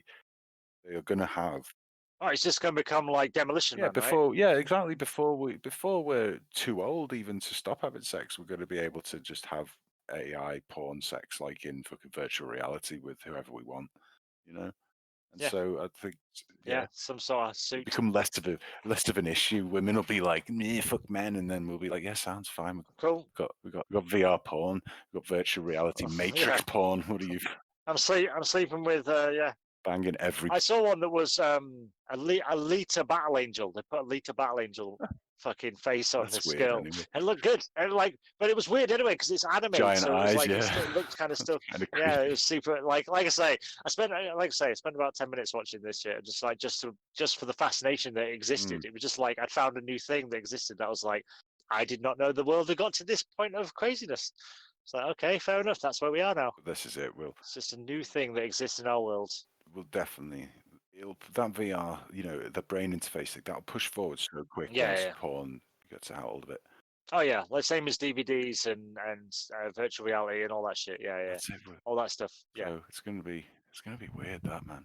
And anyone. That's gonna be fun. I'm looking forward to that. That'll be a good use of the word. Technically, anyone who's appeared on film, naked, any woman or a man or whatever, if there's enough angles of them, they're going to be able to recreate them regardless anyway, aren't they? Well, to be honest, it looks like they lay like a 3D composite of their face over the face because their mouth expressions are correct. Yeah, so they're just putting like a model of it. Like I say, some of them look a bit like the colors are out and shit, like their face kind of like consistent color compared to like the skin or whatever. But yeah, like I say, some of it is. But this is shit. Whoever's done it has obviously put a lot of work into shit it. That like just some random, programmer guy on the internet can do. So what sort of stuff could like a proper CIA deep level guys create? They create like a video literally of Trump doing whatever they want. Oh yeah. Well, once you watch some of this, you'll believe. Like literally, I'll just like I can't believe any video I've ever watched now. I'm like anyone could go, "That's a deep fake," and I'd be like, "Okay, it could be," because I don't know what I'm looking for. And like I say, it's like 1% out. at the moment. That's what it looks like. It's I'll say 5%. It's 5% not quite there, but like that 5% is done. This is porn, so it's not like it's like some like say this is CIA doing it. It's some guy making porn and be like, I want to put Macy Williams' face in this. You know what I mean? Like so, yeah. There's some crazy ones, but yeah, give it a watch. I think you'll be able to enjoy 10 minutes of amusement because you'll just be like, God damn it, we live in the future. But yeah, I just remembered that and I thought I should tell Dan about that because it blew my mind. I didn't know that existed. I didn't know that was a thing, but apparently it is. I've never looked for it. Yeah, I kind of. Neither have I. I didn't. Yeah, I wouldn't. I don't know why I would have looked for it though. Like I said, I didn't know it was a thing. So it's... Weird thing is, isn't there enough porn stars? It's like, yeah, you see some of these people and they're attractive because you never see them get to have sex, and it's like, is it the porn stars because you get to see them? You're like, well, they're not that special anymore. We want the people that we've never seen having sex. Yeah, exactly. You want to like your imaginary people. Jennifer Lawrence. Yeah, there's a couple of Jennifer Lawrence ones. Yeah, so I don't know. I also think like in real life, most of the time when you see like famous celebrities get their tits out, you're just like, oh, that's a bit disappointing. They look so much better underneath it up. Whereas porn stars are made to look like, sexy as hell.